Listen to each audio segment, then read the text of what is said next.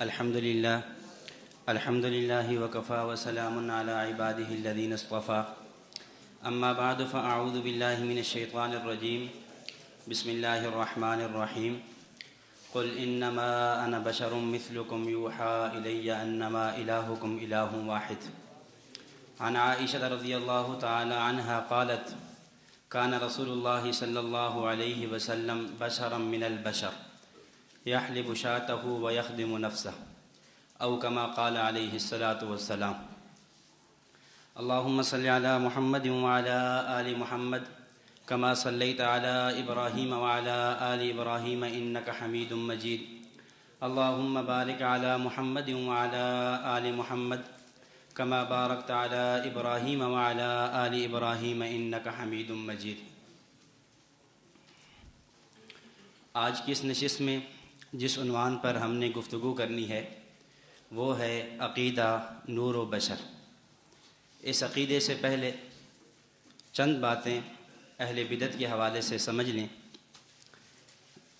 شریعت مطہرہ کا جو خلاصہ ہے یا خلاصۃ الخلاصہ کہیں وہ دو چیزیں ہیں، نمبر ایک عقائد، نمبر دو مسائل۔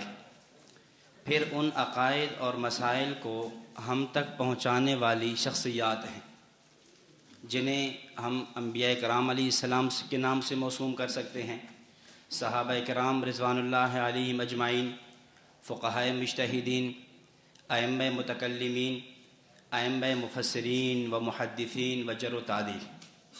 تو گویا شریعت کے اندر جو بنیاد ہے وہ تین چیزیں ہیں، نمبر ایک عقائد، نمبر دو مسائل اور نمبر تین شخصیات۔ اور اگر آپ غور کریں تو اہل بدعت نے اہل سنت والجماعت احناف دیوبند سے ان تینوں چیزوں میں اختلافات کیے ہیں۔ عقائد ہوں اس میں بھی انہوں نے اختلافات کیے، مسائل ہوں اس میں بھی انہوں نے اختلاف کیے، ہماری شخصیات ہوں ان کی عبارات پر بھی ان لوگوں نے اعتراضات کیے ہیں۔ اگر آپ عقائد دیکھیں جن میں ان لوگوں نے اہل سنت سے اختلافات کیے ہیں وہ چار طرح کے عقائد ہیں۔ نمبر ایک، نبی اکرم صلی اللہ علیہ وسلم کی ذات گرامی نور ہے یا بشر۔ نمبر دو، نبی اکرم صلی اللہ علیہ وسلم عالم الغیب ہیں یا نہیں۔ نمبر تین، آپ صلی اللہ علیہ وسلم مختار کل ہیں یا نہیں۔ اور نمبر چار، آپ علیہ الصلاۃ والسلام کی ذات گرامی ہر جگہ حاضر ناظر ہے یا نہیں۔ تو عقائد میں یہ چار وہ بنیادی عقائد ہیں جن میں اہل بدعت نے اہل سنت والجماعت احناف دیوبند سے اختلافات کیے ہیں۔ اور اگر آپ مسائل دیکھیں تو مسائل کی ایک بہت بڑی تعداد ہے جس میں ان لوگوں نے اختلافات کیے ہیں۔ ہم اس کو خلاصے کے طور پہ یوں کہہ سکتے ہیں کہ بہت سی بدعات ہیں جو ان لوگوں نے شروع کی ہیں۔ کبھی تو جنازے کے بعد دعا کا مسئلہ ہے، کبھی حی علی الفلاح پر قیام کا مسئلہ ہے، کبھی قبر پر اذان دینے کا مسئلہ ہے، کبھی ایصال ثواب کی عجیب و غریب صورتیں، تیجا، چالیسواں، کل، اس طرح کے مسائل ہیں۔ تو ایک بہت بڑی تعداد ہے مسائل کی جن میں اہل بدعت نے اہل سنت سے اختلافات کیے۔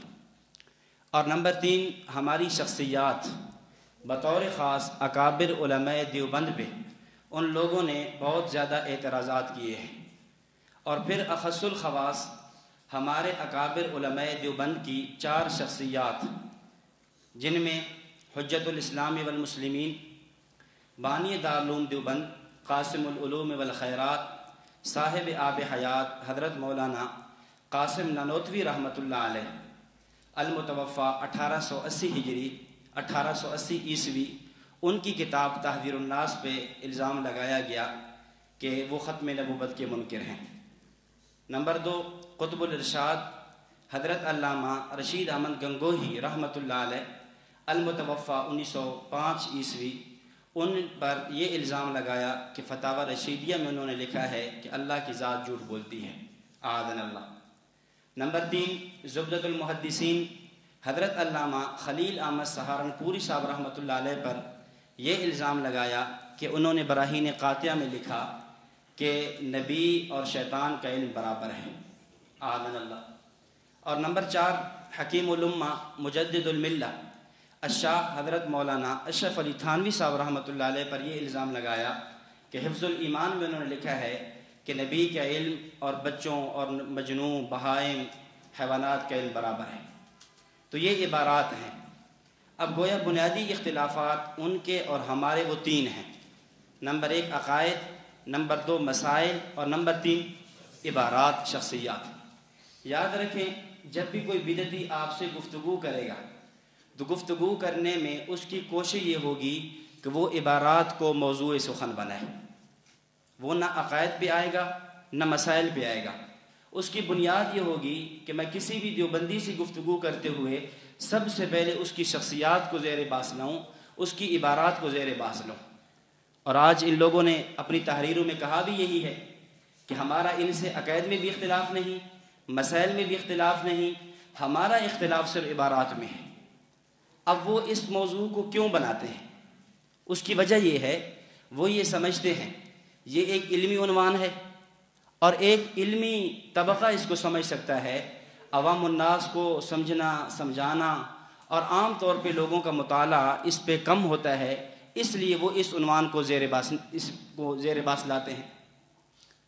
میں اس کی مثال یوں عرض کروں، مثال کے طور پہ کسی مسلمان کی قادیانی سے گفتگو ہو تو اس وقت قادیانیوں اور ہمارے درمیان جو مختلفی عنوانات ہیں یا جن عنوانات پہ عام طور پہ ہمارے مناظرے اور مباحثے ہوتے ہیں وہ 3 عنوانات ہیں۔ نمبر 1 صدق و کذب مرزا، نمبر 2 اجراء نبوت ختم نبوت، نمبر 3 حیات و وفات عیسیٰ علیہ السلام۔ اب عام طور پہ قادیانی مناظر کی کوشش یہ ہوتی ہے میں کسی مسلمان سے مناظرہ کروں کس عنوان پر؟ حیات و وفات عیسیٰ علیہ السلام پر، جو کہ تیسرے نمبر پہ ہے، آخری نمبر پہ ہے۔ جبکہ مسلمان کو یہ کوشش کرنی چاہیے بوقت گفتگو جو پہلا عنوان ہے صدق و کذب مرزا، کہ مرزا غلام احمد قادیانی کی شخصیت کیسی تھی، کیا 1 منٹ کے لیے علی سبیل التسلیم ہم تسلیم کر بھی لیں کہ نبوت جاری ہے، ختم نہیں ہوئی، عیسیٰ علیہ السلام فوت ہو گئے، یہ 2 عنوان ہم مان بھی لیں، تو کیا پھر بھی مرزا غلام احمد قادیانی کی شخصیت اس لائق ہے کہ اسے منصب نبوت مقام نبوت پہ فیض کیا جا سکے؟ تو اس لیے پہلا عنوان یہ رکھنا چاہیے۔ بین ہی ادھر بھی یہ ہونا چاہیے کہ جب ہماری ان سے گفتگو ہو تو ہم عقائد کو زیر باس لائیں، کیونکہ ان کا ہر عقیدہ ایسا ہے جو بالکل قرآن اور حدیث کی صحیح نصوص کے مخالف ہے، اس لیے اس عنوان پہ گفتگو نہیں کرتے اور عبارات پہ آتے ہیں۔ اور یاد رکھیں، عبارات کے حوالے سے تفصیل تو حضرت استاد جی دامت برکاتہم سے آپ پڑھ رہے ہیں، چل رہی ہے۔ اس حوالے سے یہ بات سمجھیں کہ جناب مولوی احمد رضا خان صاحب نے اہل سنت، اکابر اہل سنت علماء دیوبند پہ یہ جو الزامات لگائے ہیں اور اہل سنت کے علماء کے بارے میں مختلف فتاوی لگائے، اور تقریباً کوئی فتویٰ اس کا کفر سے کم نہیں ہے۔ اور ہمارے شہید اسلام حضرت علامہ یوسف احمد لدھیانوی شہید رحمۃ اللہ علیہ، ان کی کتاب ہے تحفہ قادیانیت 6 جلدوں میں، اس کی دوسری جلد میں حضرت نے لکھا ہے کہ حجاج بن یوسف کی تلوار اور احمد رضا خان بریلوی کی زبان یہ توأم جڑواں پیدا ہوئی تھی، یا آپ یوں سمجھ دیں حجاج بن یوسف اور احمد رضا خان دونوں کا مزاج ایک تھا، کہ حجاج بن یوسف کے مزاج میں یہ تھا جب تک کسی کا خون نہ پی لیتا، جب تک کسی کو قتل نہ کرا دیتا، شہید نہ کر دیتا، اس وقت تک اس کو سکون نہیں آتا تھا۔ اور بعینی ہی ان کا بھی یہی مزاج تھا، جب تک کسی پہ فتوی کفر نہ لگایا جاتا اس وقت تک اسے سکون نہیں آتا تھا۔ اور اس لیے مولانا ظفر علی خان صاحب رحمۃ اللہ علیہ نے لکھا ہے کہ ان کا ایک اخبار چھپتا تھا زمیندار کے نام سے، لکھنؤ سے چھپتا زمیندار، اس اخبار کے ہفتہ روزہ اخبار تھا، فرماتے ہیں کہ ہمارے زمانے میں بہت عجیب حیران کن ایجادات ہوئی ہیں، مثلاً اس زمانے میں ٹرین ایجاد ہوئی، ریڈیو ایجاد ہوا، کئی چیزیں ایجاد ہوئیں، لیکن ان تمام حیران کن ایجادات میں سے سب سے بڑی حیران کن ایجاد یہ ہے کہ فتوی کفر کی مشین ایجاد ہوئی ہے۔ فتوی کفر ہے کہ ایک آدمی ہندوستان میں ایسا اٹھا ہے کہ جس کے مزاج کے اندر تکفیر ہے، بس اکابر علماء دیوبند پر بطور خاص جو ہے بات بات پہ کفر کا فتویٰ لگانا. اس لیے مولانا فرمایا کرتے تھے کہ بریلی کے فتووں کا سستا ہے بھو، بریلی کے فتووں کا سستا ہے بھو، اب کوڑی کے ملتے ہیں تین تین، یہ کہہ کر خدا نے انہیں ڈھیل دی وَأُمْلِي لَهُمْ إِنَّ كَيْدِي مَتِينٌ. کوڑی کہتے ہیں یہ آنا پائی، یعنی اس کے اب تین دن ملتے ہیں. اور اس طرح امام اہل سنت حضرت مولانا سرفراز خان صفدر صاحب رحمۃ اللہ علیہ نے بھی اس پر ایک شعر بنایا تھا. انہوں نے عامر رضا خان پر فرماتے تھے کہ کوئی ترکی لے گیا کوئی ایران لے گیا، کوئی ترکی لے گیا کوئی ایران لے گیا، کوئی قمیص لے گیا کوئی گریبان لے گیا، رہ گیا تھا فقط ایک نام اسلام کا، وہ بھی ہم سے چھین کر احمد رضا خان لے گیا. تو یہ اس کے مزاج کے اندر یہ تھا. اور یہ بات صرف ہمارے اکابر کی نہیں ہے، خود ان کے علماء نے بھی اس بات کو تسلیم کیا ہے کہ واقعاً خان صاحب کے مزاج کے اندر یہ شدت تھی اور وہ فتوی کفر لگایا کرتے تھے. ان کی کتاب ہے حیات اعلیٰ حضرت، اس کی دوسری جلد ہے صفحہ نمبر 16.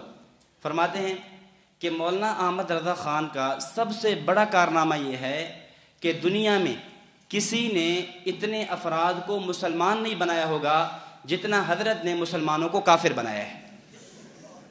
یہ ان کی کتاب کا حوالہ ہے، یعنی ہم نہیں کہہ رہے، وہ خود کہہ رہے ہیں. اس طرح دوسری کتاب ہے، اس میں بھی یہی لکھا ہے کہ خان صاحب کا زندگی پوری 40 سال محنت کرتے رہے، یہاں تک کہ انہوں نے ایک بہت بڑی جماعت کو کافر قرار دیا. تو مطلب عبارات اکابر پر وہ گفتگو کرتے ہیں اور اس پر ان کی پوری کوشش ہوتی ہے کہ ہماری گفتگو عبارات پہ ہو، لیکن ہمیں عبارات پہ نہیں، ہمیں اس پر آنا ہوگا عقائد پر. تو سب سے پہلے ہمیں یعنی عقائد پر ان کو لے کر آئیں، عبارات پر گفتگو نہ کریں. ہاں جب ضرورت پیش آ جائے گی اس کے بعد عبارات پر بھی گفتگو ہو جائے گی. تو اس لیے اس جو پہلی نشست کے اندر ہم نے عقائد پیش کرنے ہیں. عقائد میں سے جو پہلا عقیدہ ہے وہ نور بشر ہے. نور بشر کی فائل آپ حضرات کے سامنے موجود ہے. تو سب سے پہلا نقطہ اختلاف سمجھیں. یہ ایک اصول سمجھ لیں کہ جب بھی کوئی بھی عقیدہ ہو، کوئی بھی مسئلہ ہو، کوئی بھی نظریہ ہو، اس پر نقطہ اختلاف کیا ہے، منشأ اختلاف کیا ہے. اگر نقطہ اختلاف سمجھ آ جائے تو بہت سے شبہات ایسے ہیں جو ان کی طرف سے پیش ہوتے ہیں اور آدمی جواب دے سکتا ہے. اور اگر نقطہ اختلاف نہیں سمجھا تو وہ شبہات جو کتابوں میں موجود ہیں اس کے تو جواب دے سکیں گے، اور جو نیا شبہ وہ پیش کریں گے اس کا جواب دینا پھر مشکل ہو جائے گا. اس لیے جو بنیاد ہے نقطہ اختلاف کیا ہے، اور پھر فریق مخالف کی دلیل کی بنیاد کیا ہے. یہ دو باتیں سمجھ آ جائیں کہ ہمارا اور ان کے اختلاف کیا ہے اور ان کے اختلاف کی بنیاد کیا ہے. یہ دو باتیں سمجھ جائیں تو پھر گفتگو کرنا بہت زیادہ آسان ہو جاتی ہے. اور اس طرح بطور خاص اصولوں کا پتہ ہو، اصول کیا ہے ہمارے اور ہماری گفتگو جس فریق سے ہو رہی ہے، میرا مد مخالف قادیانی ہے، بریلوی ہے، غیر مقلد ہے، مماتی ہے، جو بھی ہے، اس کے اصول کیا ہیں، ان کے اصولوں کو سامنے رکھنا بہت ضروری ہے. اگر اصولوں کو نظر انداز کر لیا جائے پھر چلنا بہت مشکل ہو جاتا ہے. میں اس پہ ایک واقعہ عرض کرتا ہوں پھر بات کو شروع کرتا ہوں. حضرت حجت اللہ فی الارض رئیس المناظرین حضرت مولانا امیر صفدر اکاڑوی صاحب رحمۃ اللہ علیہ نے یہ واقعہ لکھا ہے. فرماتے ہیں، بلکہ میں اس کو واقعے کے حد سے ایک اصولی انداز میں آپ عرض کر دیتا ہوں کہ جب آپ کی گفتگو کسی رافضی سے ہو، کسی رافضی سے آپ کی گفتگو ہو رہی ہو، تو اس وقت آپ ان کے اصول سامنے رکھیں. ان کے اصول کیا ہیں؟ ان کے اصول ہیں ثقلین. ثقلین سے کیا مراد؟ نمبر 1 کتاب اللہ، نمبر 2 اہل بیت. ثقلین قرآن کریم نے سنفرغ لکم ایھا الثقلان، یہاں ثقلین سے مراد جن و انس ہیں، انسان اور جنات ہیں. لیکن جب اصطلاح ان کی استعمال ہوتی ہے پھر وہ ثقلین سے مراد جن و انس نہیں لیتے، ثقلین سے مراد کتاب اللہ اور اہل بیت ہیں. یعنی وہ اپنی گفتگو کریں گے تو وہ کتاب اللہ اور اہل بیت سے پیش کریں گے. نہ ان کو کتاب اللہ سے نکلنے دیا جائے گا اور نہ ہی اہل بیت سے نکلنے دیا جائے گا. اور ہمارے اصول 4 قرآن، سنت، اجماع اور قیاس. اب کوئی بھی اس طرح کا رافضی آپ کے سامنے آتا ہے گفتگو کرتے ہوئے تو آپ بنیادی طور پہ یہ کہیں کہ بھئی دیکھیں آپ کے 2 اصول ہیں، نمبر 1 کتاب اللہ اور نمبر 2 اہل بیت. کتاب اللہ قرآن کریم قرآن کریم تمہارے نظریے کے مطابق یہ جو قرآن ہمارے پاس موجود ہے نا، ہماری الماریوں میں، ہمارے ہاں حفاظ نے یاد کیا ہوا ہے، یہ قرآن اصلی قرآن نہیں ہے تمہارے عقیدے کے بقول.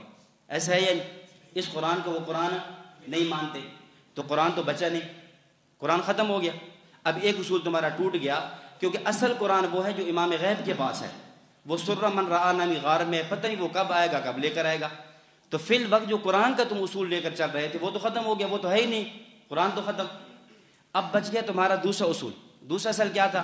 وہ ہے اہل بیت. اہل بیت کسے کہتے ہیں؟ تمہارے ہاں اہل بیت کی تعریف یہی ہے کہ سیدہ فاطمہ اور سیدنا علی المرتضیٰ رضی اللہ تعالیٰ عنہما، ان دونوں کی اولاد، ان دو اور ان کی اولاد کا نام اہل بیت ہے. اور اب سوال یہ ہے کہ سیدہ فاطمہ اور سیدنا علی رضی اللہ تعالیٰ عنہما، ان دونوں کے نکاح کے گواہ تمہاری کتابوں میں بھی لکھا ہے، ہماری کتابوں میں بھی لکھا ہے. ان دونوں کے نکاح کے گواہ حضرات شیخین کریمین رضی اللہ تعالیٰ عنہما تھے، سیدنا ابوبکر صدیق، سیدنا عمر رضی اللہ تعالیٰ عنہما. اور یہ اصول تمہاری کتابوں میں بھی ہے، ہماری کتابوں میں بھی ہے کہ کسی آدمی کے نکاح کے گواہ کافر ہوں، نکاح منعقد نہیں ہوتا. بقول تمہارے، تم نے ان حضرات کی تکفیر کی ہے. جب تکفیر کی ہے تو نکاح کا انعقاد نہیں ہے. جب نکاح کا انعقاد بقول تمہارے نہیں ہوا تو آگے نسل نہیں چلی.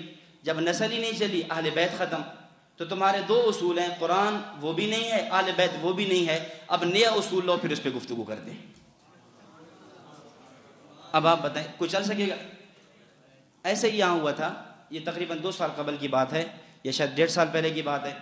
یہاں سرگودا یونیورسٹی میں ایک لڑکا پڑھتا تھا جو LLB کا طالب علم تھا، وکالت کا کورس کر رہا تھا. وہ یہاں آیا اور اس کو لے کر آنے والا مسلمان تھا، وہ رافضی تھا، اور آنے والا جو لے کر ساتھی آیا وہ ہمارے مرکز سے منسلک تھا، وہ لے کر آیا. تو بہرحال ہماری مہمان خانے کے اندر میری اس کے ساتھ تقریباً کوئی 3.5 گھنٹے قریب گفتگو ہوئی مختلف عنوانات پہ. باغ فدق، عقیدہ امامت، بنات اربع، مختلف عنوانات چلے. تو اس میں بنیادی طور پہ میں نے یہ بات کہی، میں نے کہا دیکھیں آپ کے 2 اصول ہیں، قرآن اہل بیت وہ تو ختم جب ساری بات کہی، تو اب آپ کا اصول ہی، آپ گفتگو کیسے کریں گے؟ تو اب وہ بہت زیادہ پریشان، اب میں کیا جواب دوں؟ انہوں نے کہا چلیں بس یہ تو ہمارے علماء نے لکھ دیا ہے، فلاں ہے، یہ ہے، بس آپ اس کو چھوڑیں، اصولوں کو چھوڑیں، بس ہم گفتگو شروع کر دیں. تو مطلب آدمی اگر گرفت مضبوط ہو، مناظر تکڑا ہو، گرفت مضبوط ہو، تو پھر مخالف کو چلنے نہیں دیتا. اس لیے اصولوں کو نظر انداز نہ کیا جائے، ان کو سامنے رکھا جائے. تو بہرحال میں عرض یہ کر رہا تھا، نور بشر کے حوالے سے ہمارا جو فریقین کا جو نقطہ اختلاف ہے اس کو سمجھنا بہت ضروری ہے. اور دیکھیں جب آپ کی گفتگو نور بشر پہ ہے، گفتگو 2 طرح کی ہے. ایک یہ ہے کہ آپ نے عوام الناس میں گفتگو کیسے کرنی ہے، عامیانہ طرز اور لب و لہجہ کیا ہونا چاہیے کہ آپ کی عوام آپ کی بات کو سمجھ سکے. اور نمبر 2 عالمانہ، مناظرانہ، محققانہ، مباحثانہ گفتگو کیسی ہونی چاہیے. اگر آپ میدان مناظرہ میں ہیں، فریق مخالف آپ کے سامنے موجود ہے، تو پھر وہ کون سے پوائنٹ اور اصول ہیں کہ ان کو آپ سامنے رکھیں اور اس کو جواب دیں. تو یہ 2 الگ الگ ہیں. تو آپ کی فائل جہاں سے شروع ہو رہی ہے تو یہ عالمانہ اور محققانہ گفتگو سے ہے، اس کو بعد میں لاتے ہیں. سب سے پہلے عامیانہ گفتگو کیسی ہونی چاہیے اس کو آپ سامنے رکھیں. اس پر میں آپ کی خدمت میں 6 باتیں پیش کروں گا. اس کو آپ حضرات ساتھ ساتھ نوٹ کرتے رہیں، لکھتے رہیں، اور انشاءاللہ یہ ایسی باتیں ہوں گی کہ ان کے یاد کر لینے کے بعد نور اور بشر کے عنوان پر کسی قسم کا اشکال نہیں رہے گا انشاءاللہ.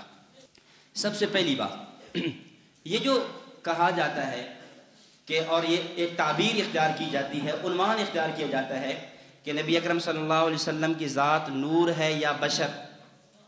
عام طور پہ یہ مان چلتا ہے نا کہ نبی اکرم صلی اللہ علیہ وسلم نور ہیں یا بشر. یہ تعبیر ہی غلط ہے، سرے سے یہ سوال ہی غلط ہے. کیوں؟ اس لیے کہ نور ہیں یا بشر اردو زبان میں لفظ یا کے ذریعے، عربی زبان میں لفظ او کے ذریعے جو سوال ہوتا ہے وہ نقیضین کا ہوتا ہے، ضدین کا ہوتا ہے، متضادین کا ہوتا ہے. جب 2 چیزیں باہم متضاد ہوں، ضدیں ہوں، پھر یوں سوال کرتے ہیں. مثال کے طور پہ آپ کہتے ہو بھئی آج سردی ہے یا گرمی، سوال ٹھیک ہے. بھئی آج سوموار ہے یا منگل، سوال ٹھیک ہے. آپ مسجد میں ہو یا گھر میں ہو، سوال ٹھیک ہے. لیکن اگر کوئی یوں سوال کرے کہ بھائی آپ انسان ہیں یا عالم، سوال ٹھیک ہے، آپ انسان ہیں یا، کیونکہ انسان کی ضد عالم تو نہیں ہے، انسان کی ضد حیوان ہے، عالم کی ضد جاہل ہے. تو یہ جو سوال ہے کہ نور ہیں یا بشر، یہ سوال ہی غلط ہے سرے سے. کیوں؟ اس لیے کہ نور کی ضد بشر نہیں ہے، نور کی ضد ظلمت ہے. نور کی ضد بشر نہیں ہے، ظلمت ہے. اٹھائیں قرآن کریم 3 پارہ سورۃ آل عمران، فرمایا اللہ ولی الذین آمنوا یخرجہم من الظلمات الی البشر الی النور، من الظلمات الی النور، ظلمات سے نور تک. اچھا سورہ ابراہیم کی شروع میں کتاب انزلناہ الیک لتخرج الناس من الظلمات الی النور. تو ظلمت، نور کی ضد ظلمت ہے، نور کی ضد بشریت نہیں ہے. اور پھر ادھر دوسری آیت اٹھا لیں، وما خلقت الجن والانس الا لیعبدون، یعنی انسان کی جو ضد ہے یا تو وہ ملائکہ ہے یا جنات ہے. تو یہ تعبیر ہی سرے سے غلط ہے کہ نبی علیہ السلام کی ذات نور ہے یا بشر. ہمارا عقیدہ اور نظریہ یہ ہے کہ آپ صلی اللہ علیہ وسلم کی ذات گرامی بشر بھی ہیں، نور بھی ہیں. آپ کی جنس دیکھی جائے تو جنس کے اعتبار سے آپ بشر ہیں، اور صفات دیکھی جائیں تو صفات کے اعتبار سے آپ نور کیا، نوریوں سے بھی بڑھ کر ہیں. جنس آپ کی بشر ہے اور صفات نور کیا، نوریوں سے بھی بڑھ کر ہیں. اس لیے اگر ایک منٹ کے لیے ہم تسلیم کر لیں قد جاءکم من اللہ نور و کتاب مبین کہ نور سے مراد ذات نبوت ہے، تب بھی ہمارے عقیدے کے مطابق ان دونوں آیتوں میں کسی قسم کا تضاد نہیں ہے. انما انا بشر مثلکم، کہ میں تمہاری طرح بشر ہوں، یہ ذات نبوت، جنس نبوت کا بیان ہے. اور قد جاءکم من اللہ نور و کتاب مبین، یہ صفت نبوت کا بیان ہے، کوئی تعارض نہیں ہے. تو یہ تب ہو سکتا ہے جب آپ اس کو سمجھیں، نور اور بشر کی آپ یہ جو اس کو ضد بنا کر پیش کیے تو یہ غلط ہے. تو اس لیے ہم کہتے ہیں نبی اکرم صلی اللہ علیہ وسلم جنس کے اعتبار سے بشر اور ذات کے اعتبار سے نور کیا، بلکہ نوریوں سے بھی بڑھ کر ہے. اب عام طور پہ کیا کہتے ہیں؟ کہتے ہیں کہ جی آپ صلی اللہ علیہ وسلم کو آپ لوگوں نے بشر مان لیا، تو یہ تو آپ نبی نبوت کی توہین ہے. نبی کو بشر مانا ہے آپ نے، نبی علیہ السلام بھی بشر، ہم بھی بشر، امتی بھی بشر ہے، نبی بھی بشر ہے. تم تو نبی اور امتی کو تم نے اکٹھا کر دیا، الیاذ باللہ مقام و مرتبہ تم نے اکٹھا کر دیا. تو ہم کہتے ہیں ایسی بات ہرگز نہیں ہے. ہم نے نبی علیہ الصلوۃ والسلام کی جنس کو بشر مانا ہے.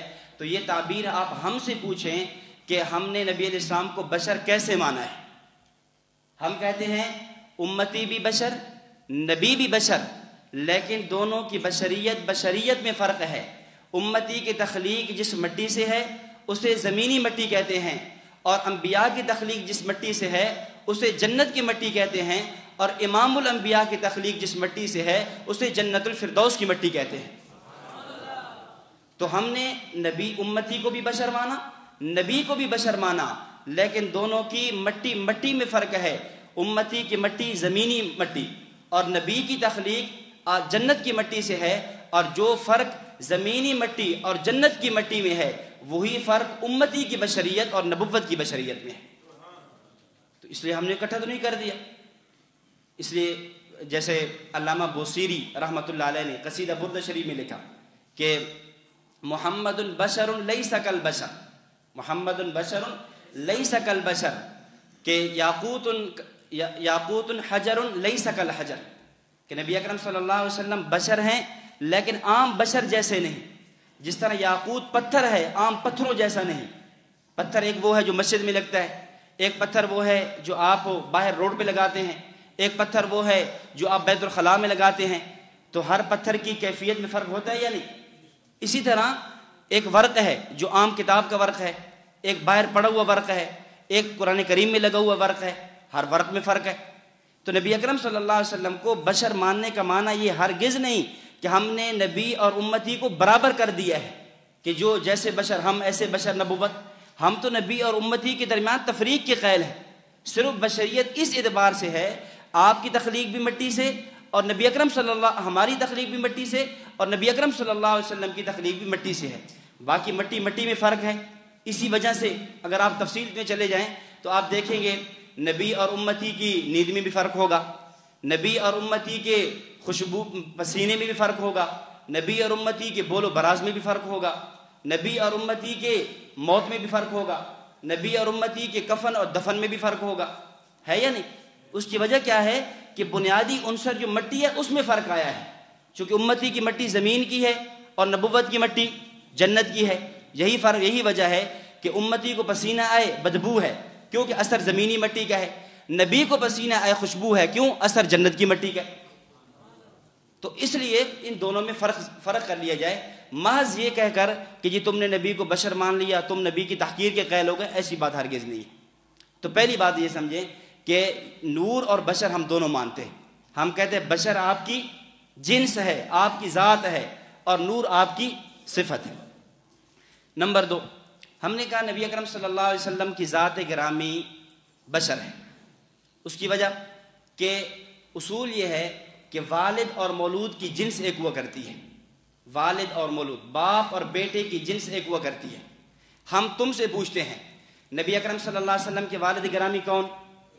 حضرت عبداللہ. والدہ ماجدہ کون؟ حضرت آمنہ. نبی اکرم صلی اللہ علیہ وسلم کے بیٹے حضرت ابراہیم، حضرت قاسم، عبداللہ طیب طاہر. بیٹیاں زینب، رقیہ، ام کلثوم، فاطمہ رضوان اللہ علیہن اجمعین. اب ہمارا سوال آپ سے ہے کہ حضرت عبداللہ، حضرت آمنہ نبوت کے بیٹے اور بیٹیوں کے بارے میں تمہارا نظریہ کیا ہے؟ وہ نور تھے یا بشر؟ یہ سوال آپ ان سے کریں. تم بھی کہو گے وہ کیا ہیں؟ بشر ہیں. تو پھر والد اور مولود کی جنس ایک ہوتی ہے. اور یاد رکھیں والد اور مولود، باپ اور بیٹے کی جنس بدل جائے یہ بہت بڑا عیب ہوا کرتا ہے. باپ اور بیٹے کی جنس بدل جائے یہ کیا ہوتا ہے؟ عیب ہوا کرتا ہے. تو تم در پردہ یہ عقیدہ اور نظریہ اپنا کر اعاذنا اللہ تم نبوت پر بہت بڑا عیب لگانا چاہ رہے ہو کہ نبی ہو نور، آگے جو اولاد پیدا ہو وہ بشر. نبی نور ہے اور جس سے پیدا ہوا وہ کیا ہے؟ بشر. اس لیے والد اور مولود کی چونکہ جنس ایک ہوتی ہے، اس کو دیکھا جائے تو نبی اکرم صلی اللہ علیہ وسلم کے جس طرح آبا و اجداد اوپر تک وہ بشر ہیں، آگے آپ کے اولاد بشر ہے، اس طرح آپ صلی اللہ علیہ وسلم خود بھی بشر. اور نمبر 3، نبی اکرم صلی اللہ علیہ وسلم ایک اصول یہ ہے، علامہ شامی رحمۃ اللہ علیہ نے فتاوی شامی میں نقل کیا، امام ابو حنیفہ رحمہ اللہ کا یہ ایک گویا فقی مسئلہ بھی ہے کہ نکاح کے لیے متجانسین ہونا ضروری ہے. نکاح کے لیے بنیادی طور پہ 2 شرطیں ہیں. نمبر 1 ہم مذہب، اور نمبر 2 ہم جنس. دونوں کیا ہوں؟ ہم مذہب بھی ہوں اور دونوں ہم جنس بھی ہوں. اگر ہم مذہب نہیں ہیں تب بھی نکاح کا انعقاد نہیں ہے، ہم جنس نہیں ہیں تب بھی انعقاد نہیں ہے. آپ اٹھائیں کتب فقہ میں یہ صریح جزیہ ملتا ہے کہ اگر کوئی انسان کسی پری سے نکاح کرنا چاہے تو نکاح نہیں ہوگا. کوئی جن کسی عورت سے نکاح کرنا چاہے تو نکاح منعقد نہیں ہوگا. کیوں؟ اس لیے کہ نکاح کے لیے ہم جنس ہونا ضروری ہے. اب ہمارا سوال یہ ہے کہ یہ اصول فقہ کا ہے، فقہ حنفی کو تم بھی مانتے ہو. اب بتاؤ نبی اکرم صلی اللہ علیہ وسلم کی 11 بیویاں، حضرت عائشہ، حضرت خدیجہ، حضرت سودا، حضرت جویریہ، میمونہ رضوان اللہ علیہم اجمعین، ان کے بارے میں تمہارا نظریہ کیا ہے؟ یہ بشر تھی یا نور تھی؟ اگر تو کہتے ہو نور تھی تو صراحت پیش کرو، اور تم میں کسی نے نور لکھا بھی نہیں ہے تو ظاہر ہے وہ بشر تھی. جب وہ بشر تھیں اور آپ نے نبوت کو کیا کہہ دیا؟ نور کہہ دیا. اور ادھر تمہارے اپنے امام ابو حنیفہ رحمہ اللہ کا فتویٰ موجود ہے کہ اگر باہم متجانس نہ ہوں، ہم جنس نہ ہوں، نکاح کا انعقاد نہیں ہوتا. تو آذن اللہ اب بتاؤ نبوت کے بارے میں تمہارا عقیدہ نظریہ کیا ہوگا؟ اس لیے اس اصول کو بھی سامنے رکھنا ہوگا. تو اس سے بھی دیکھا جائے تو یہ معلوم ہوا کہ نبی اکرم صلی اللہ علیہ وسلم کیا ہیں؟ بشر. اب یہ سارے عقلی اصول چل رہے ہیں، عقلی دلائل چل رہے ہیں، باقی نقلی دلائل جو ہے اس پر بعد میں انشاءاللہ آنے والے ہیں. نمبر 4، چوتھی بات، نبی کی تعریف کیا ہے؟ کتب اصول عقائد کے اندر آپ اٹھا کر دیکھیں جو نبوت کی تعریف کی، نبی کی جو تعریف کی گئی ہے. اور ایک تعریف جو ہے استاد جی دامت برکاتہم عام فہم کرتے ہیں نبی کی. فرماتے ہیں نبی کیسے کہتے ہیں؟ ہوا انسان مبعوث من اللہ معصوم من الخطا مفروض الاتباع. نبی کے لیے تعریف کے اندر بنیادی طور پہ 4 چیزیں ہیں. نمبر 1 انسان، نمبر 2 مبعوث من اللہ، نمبر 3 معصوم من الخطا، نمبر 4 مفروض الاتباع، یعنی نبی کہتے ہیں انسان ہو نمبر 1، نمبر 2 مبعوث من اللہ، اللہ کی طرف سے بھیجا ہوا ہو، مبعوث من الانگریز نہ ہو، انگریز کا بنایا ہوا گیا نہ ہو، بلکہ کیا ہو، اللہ کی طرف سے بھیجا گیا ہو. نہیں سمجھے؟ مبعوث من اللہ ہو، اللہ کی طرف سے بنایا گیا ہو، کسی اور کی طرف سے بنا کر نہ بھیجا گیا ہو. اور پھر کیا ہو، معصوم عن الخطا، گناہوں سے پاک ہو، اور مفروض الاتباع، اس کی اتباع کرنا بھی فرض ہو. تو نبی کی تعریف میں بنیادی چیز کیا ہے؟ انسان. اب آپ بتائیں یہ جو نور ہے یہ انسان ہوتا ہے؟ نور الگ چیز ہے، بشریت الگ چیز ہے. تو وہ جو کتب اصول عقائد میں جو تعریف لکھی ہوئی موجود ہے، آپ تو اس کے خلاف ہو گئے کہ اس میں بنیادی چیز ہے کہ انسان ہو، اور آپ تو انسان ماننے کے لیے تیار نہیں ہیں. تو پھر نبوت کی تعریف کیسے فٹ آئے گی؟ اور اگر آپ اس کو تعریف کو اچھی طرح سمجھ لیں تو آپ کئی فرق کی جو ہے اس پہ تردید کر سکتے ہیں. مثلا ہم نے کہا نا ہوا انسان، نبی کی تعریف کیا ہے؟ بنیادی طور پہ کیا ہے؟ وہ انسان ہو. اور مرزا غلام احمد قادیانی اپنے آپ کو نبی کہتا ہے. اور اٹھاؤ روحانی خزائن جلد نمبر 26، وہاں لکھتا ہے کرم خاکی ہوں میرے پیارے نہ آدم زاد، ہوں انسان کی جائے نفرت اور انسانوں کے لیے جائے عار. کہتے ہیں میں کرم خاکی ہوں. کرم کہتے ہیں کیڑا، ہم تھوڑا اور بڑھا دیتے ہیں گٹر کا کیڑا. کرم خاکی ہوں، کیا کہہ رہے کہ میں تو کیڑا ہوں. اور نبی کی تعریف کے لیے کیا ہے؟ انسان ہونا شرط ہے. اور یہ اپنے آپ کو انسان مان ہی نہیں رہا، اپنے آپ کو کیڑا کہہ رہا ہے، گندا کیڑا کہہ رہا ہے، اور تم اسے نبی بنائے کھڑے ہو. تو انسان ان کے اندر یہ ہے کہ وہ بنیادی طور پر اس کے لیے کیا ہو؟ انسان ہونا شرط ہے. حضرت مجاہد ختم نبوت مولانا محمد علی جلندری صاحب رحمۃ اللہ علیہ کا ایک دفعہ کئی بیان تھا، تو حضرت نے بیان کے اندر مرزا غلام احمد قادیانی کو یہ ثابت کیا وہ انسان ہی نہیں ہے. یعنی ان کی اپنی کتب کی جو عبارات ہیں ان سے ثابت کیا کہ دیکھ اس نے فلاں کتاب میں یہ لکھا ہے، یہ لکھا ہے، یہ لکھا ہے. وہ اپنے آپ کو انسان ماننے کے لیے تیار نہیں ہے، اور نبی کے لیے بنیادی شرط انسان ہونا ہے. جہاں تک کہتے کہتے حضرت نے فرما دیا وہ تو الو کا پٹھا تھا. کیا کہہ دیا؟ الو کا پٹھا تھا. یہ کہا تو حضرت پہ پرچہ ہو گیا، ایف آئی آر لوگوں نے کرا دی قادیانیوں نے کہ ہماری اتنی ایک معظم شخصیت کو اس نے جو گالی دی ہے، یہ بات کہی. تو مولانا محمد علی جلندری صاحب رحمۃ اللہ علیہ کے خلاف وارنٹ گرفتاری ہو گئے. آپ عدالت میں پہنچ گئے. جب وہاں پہنچے تو جج کہنے لگا کہ آپ ایسا کریں اپنا وکیل لائیں. تو مولانا فرمانے لگے کہ بس میرے پاس وکیل نہیں ہے، میں خود ہی اپنا وکیل ہوں. انہوں نے کہا بھائی آپ وکیل لیں، وکیل لے ہوگے بچ جاؤ گے، وہ مقدمہ لڑے گا. اگر آپ نے وکیل نہیں لانا تو آپ نے بچنا مشکل ہو جائے گا. حضرت فرمانے لگے بس وکیل نہیں ہے، اگر بچ جاؤں گا تو بچ جاؤں گا، نہیں بچ جاؤں گا تو پہلے بھی اکابر نے ختم نبوت کے لیے جیلیں کاٹی ہیں، پہلے بھی کاٹ رہے ہیں، کوئی نئی بات تو نہیں ہے. بہرحال جو کیس کی سماعت شروع ہوئی تو آپ کو بلایا گیا. کہا بھائی آپ نے یہ گالی کیوں دی ہے؟ آپ نے کیوں یہ جملہ کہا؟ یہ گالی کیوں دی آپ نے اتنی بڑی؟ ان کے ایک بڑے سمجھے جاتے ہیں، ان کے امام ہیں، ان کے نبی ہیں، آپ نے اتنی بڑی گالی دی ہے. تو حضرت فرمانے لگے دیکھیں میں نے گالی اس لیے دی ہے کہ اس کے ہمارے بارے میں یہ عبارتیں ہیں. آپ نے عبارتیں لکھوانی شروع کر دی. مثلا اس کی جو کتابوں میں عبارتیں موجود ہیں کہ جو مجھے نبی تسلیم نہیں کرتا وہ کنجریوں کی اولاد ہے، وہ خنزیروں سے بدتر ہے، آذن اللہ. ابوبکر صدیق کیا تھے؟ میرے تسمے کھولنے کے قابل نہیں تھے، آذن اللہ. نقل کفر نباشت، یہ جو اس کی گندی عبارتیں تحریرات بھری پڑی ہیں. آپ لکھاتے گئے 1 2 3 4 5 10، جب لکھا کر نا وہ جج سنتا گیا. جج بھی آخر مسلمان تھا، اس سے برداشت نہ ہوا. جب اس نے یہ تحریریں سنی نا وہ کہنے لگے یار یہ کوئی انسان تھا یا الو کا پٹھا تھا؟ اب وہ کہنے لگا، جج کہنے لگا جی آگے چلیں. مولانا فرمانے لگے آگے چلنے کیا مطلب؟ بات ختم. اس نے کہا نہیں آگے لکھا ہے نا، کیس ختم تو نہیں ہوا. ان کا کیوں نہیں ختم ہوا؟ کیس تو ہو گیا ختم. نے کہا وہ کیسے؟ اس نے کہا کہ جو جرم میں نے کیا تھا نا وہ جرم آپ نے بھی کیا ہے، جو دفعہ مجھ پہ تھا نا وہ دفعہ اب آپ پر بھی لگنا ہے. جج کہنے لگا جاؤ مولانا آپ آزاد ہو، بری ہو، وہ تو تھا ہی الو کا پٹھا.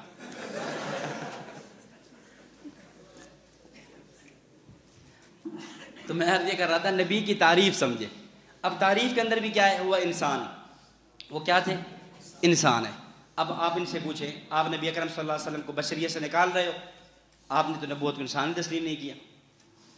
نمبر 5، پانچویں بات یہ ہے کہ کائنات کے اندر اللہ رب العزت نے مخلوقات کئی بنائی ہیں جو معظم مخلوقات ہیں، اور جو مکلف ہیں وہ تو اس اعتبار سے 2 ہیں، لیکن 3 کہا جاتا ہے، فرشتوں کو بھی شامل کیا جاتا ہے. 3 طرح کی مخلوقات ہیں. نمبر 1 انسان، نمبر 2 جنات، اور نمبر 3 ملائکہ. اب ملائکہ، انسانات اور جنات، ان تین میں دیکھنا یہ ہے کہ سب سے جو افضلیت والی، افضل و برتر، اشرف اور مکرم مخلوق کون سی ہے ان تین میں. تو ہم قرآن کریم میں دیکھ لیتے ہیں، احادیث مبارکہ میں دیکھ لیتے ہیں. تو ان تین مخلوقات میں سے جو سب سے فضیلت والی مخلوق ہے وہ انسان ہے. اللہ تعالیٰ فرماتے ہیں وَلَقَدْ كَرَّمْنَا بَنِي آدم، ہم نے بنی آدم کو فضیلت دی ہے، ہم نے بنی آدم کو مکرم بنایا ہے. کرمنا بنی آدم. اس طرح دوسری آیت میں فرمایا لَقَدْ خَلَقْنَا الْإِنسَانَ فِي أَحْسَنِ تَقْوِيمٍ، انسان کو ہم نے بہترین پیدا کیا. اور اس طرح وَإِذْ قَالَ رَبُّكَ لِلْمَلَائِكَةِ إِنِّي جَاعِلٌ فِي الْأَرْضِ خَلِيفَةً، کہ ہم نے جو خلافت کا جو تاج ہے وہ انسان کے سر پہ سجایا. تو یہ ساری آیات بتا رہی ہیں کہ مخلوقات میں سے ان تینوں میں سے افضل ترین مخلوق کون سی ہے؟ انسان ہے. اب دیکھیں نبوت کا جو منصب ہے، نبوت کا جو مقام و مرتبہ ہے، وہ نبوت ایک بلند ایک منصب ہے، بلند مقام ہے. تو جب اتنی بلند منصب، بلند مقام ہے، تو اس کا ظہور بھی کس میں ہونا چاہیے؟ جو کائنات میں بلند ترین مخلوق ہے. جب کائنات میں بلند ترین اور اشرف ترین مخلوق انسان ہے تو نبی بھی کس میں آنا چاہیے؟ انسانوں میں آنا چاہیے. اس لیے اس کا تقاضا بھی یہ ہے کہ نبی اکرم صلی اللہ علیہ وسلم کیا ہونے، نبی علیہ السلام کیا مانا جائے؟ انسان مانا جائے، بشر مانا جائے. اور یاد رکھیں نبی کو بشر مانے، اس میں نبوت کے لیے کمال ہے. اگر آپ نبوت کو بشریت کی صف سے نکال لیں، نبوت کے جتنے کمالات ہم بیان کرتے ہیں وہ سارے ختم ہو جاتے ہیں. میں مثال عرض کرتا ہوں. ابھی یعنی رجب کا مہینہ گزرا ہے، اس میں واقعہ معراج آپ سنتے رہے، بیان کرتے رہے. اب ہم معراج کے بارے میں ہم کہتے ہیں کہ معراج نبوت کے لیے اعجاز بھی ہے، اعزاز بھی ہے. نبی اکرم صلی اللہ علیہ وسلم کے معجزات میں سے آپ کے معجزات علمی بھی ہیں، عملی بھی ہیں. علمی معجزات میں سے سب سے بڑا معجزہ قرآن ہے، اور عملی معجزات میں سے سب سے بڑا معجزہ معراج ہے. تو علمی معجزہ بھی آپ کا با کمال ہے، ایسا معجزہ پہلے کسی نبی کے پاس نہیں. اور عملی معجزہ معراج بھی ایسا ہے کہ پہلے کسی نبی کے پاس نہیں ہے. اب اگر نبی اکرم صلی اللہ علیہ وسلم کو آپ نے بشر نہیں نور مانا ہے، تو یہ جو معراج ہے نا، یہ نہ نبوت کے لیے اعجاز بچتا ہے نہ اعزاز بچتا ہے. کیوں؟ اس لیے کہ اگر آپ نور ہوں اور آسمانوں پہ چلے جائیں، یہ کون سا کمال ہے؟ نوری تو پہلے آ جا رہے ہیں، سیدنا جبریل علیہ السلام آ جا نہیں رہے، وہ تو پہلے بھی آ رہے ہیں، دن میں کتنی دفعہ آتے جاتے ہیں. کمال یہ ہوتا ہے جو فطرت سے ہٹ کر ہو. بھائی دیکھیں یہ سپیکر سے آواز نکلتی ہے، سپیکر آواز دے رہا ہے. اب یہ اس کے لیے کمال نہیں ہے، اس لیے کہ اس کی فطرت، اس کی بناوٹ اور ایجاد ہے بھی اسی لیے. لیکن اگر کبھی ایسا ہو جائے یہ سپیکر آواز کے بجائے اس سے ٹھنڈی ہوا شروع ہو جائے، اب لوگ کہیں گے کمال ہو گیا، خلاف فطرت ہو گیا. بھائی نور جو ہے وہ تو پہلے آ جا رہے ہیں، نور آسمانوں پہ چلا جائے، کون سا کمال ہے؟ کمال تو یہ ہے ہو بشر اور پھر آسمانوں پہ پہنچے، اور پہنچے بھی وہاں جہاں جبریل بھی رک جائے، ایسے مقام پہ پہنچے، یہ کمال ہے. اس لیے تو مشرکین مکہ بھی یہ کہہ رہے تھے بشر ہو کے عرشاں تے جا کوئی نہیں سکتا. وہ کہتے تھے بھائی یہ کیسے ہو سکتا ہے؟ نبی علیہ السلام واپس آئے، بھائی یہ آپ معراج سے واپس آ گئے، یہ کیسے ہو سکتا ہے کہ ہو بشر اور آسمانوں پہ جائے؟ تو آپ کا کمال معراج تب بنتا ہے جب آپ کو بشر مانا جائے. اگر آپ بشریت کو آپ سے نکال دیا جائے، ختم کر دیا جائے، پھر کمال کون سے؟ اسی طرح دیگر آپ صلی اللہ علیہ وسلم کی جو عبادات ہیں، مثلا حتیٰ اتنی عبادت کرتے تورمت قدمہ، آپ کے قدم مبارک سوج جاتے، یہ کون سا کمال ہے؟ فرشتے بھی تو رات دن لگے ہوئے ہیں. جیسے روایات کے اندر آتا ہے فرشتوں کو بنایا، ایسا فرشتہ بھی ہے وہ جو ہے نا جب سے بنایا ہے اس وقت سے لے کر آج تک اور قیامت تک وہ سجدے میں پڑا ہوا ہے. اب اس کے لیے تو کمال نہیں ہے. کمال تو یہ ہے کہ بشر ہو، انسان ہو، اور پھر پوری رات عبادت میں لگا رہے، یہ کمال ہے. آپ علیہ السلام کے سارے معجزات اور اس طرح کی چیزیں آپ اٹھاتے چلے جائیں تو یہ کمالات تب بنتے ہیں، نبوت کے لیے اعزاز اور اعجاز تب بنتے ہیں جب آپ کو بشر مانا جائے. آپ کو بشریت کی صف سے نکال دیں، یہ پھر اعجاز اور اعزاز نہیں بچتے. اس لیے ہم کہتے ہیں نبی اکرم صلی اللہ علیہ وسلم کیا ہیں؟ بشر ہیں. تو یہ 5 باتیں ہوگی. اب چھٹی بات اس کو یہ سمجھیں کہ عام طور پہ، یا اس کو آپ اسی میں لیں، اس کے اندر فائل کے اندر لکھی ہوئی ہے، اس میں آپ لیں کہ جب ہماری گفتگو ان سے ہو، یعنی آپ اس کو الگ کر لیں تب بھی ٹھیک ہے، اس کو اسی میں شمار کرنا چاہیں تب بھی ٹھیک ہے. جب ہماری اہل بدعت سے گفتگو ہوتی ہے، علماء سے یا ان کے محققین وغیرہ سے، کہ مناظرانہ طرز کے اندر نبی اکرم صلی اللہ علیہ وسلم کی ذات گرامی نور تھی یا بشر، اس پر بنیادی بات یہ ہوگی کہ ہماری یہ گفتگو نبی اکرم صلی اللہ علیہ وسلم کے وجود مبارک پر ہوگی، جسم مبارک پر ہوگی، آپ کی روح مبارک پر نہیں ہوگی. کہ آپ کو ایسے دلائل پیش کرنا شروع کر دیں کہ آپ صلی اللہ علیہ وسلم کی جو روح نور تھی اور جو آپ کا جسم اور وجود وہ بشر تھا، تو یہ غلط ہوگا. کیوں؟ روح تو ایسی چیز ہے، قل الروح من امر ربی، وہ امر ربی ہے، وہ ایسی چیز ہے غیر ذی مری، اس کی کوئی کیفیت، اس کی کن ہو ہم ادراک بھی نہیں کر سکتے. اس لیے روح پر گفتگو نہیں ہے، ہماری گفتگو کس پر ہوگی؟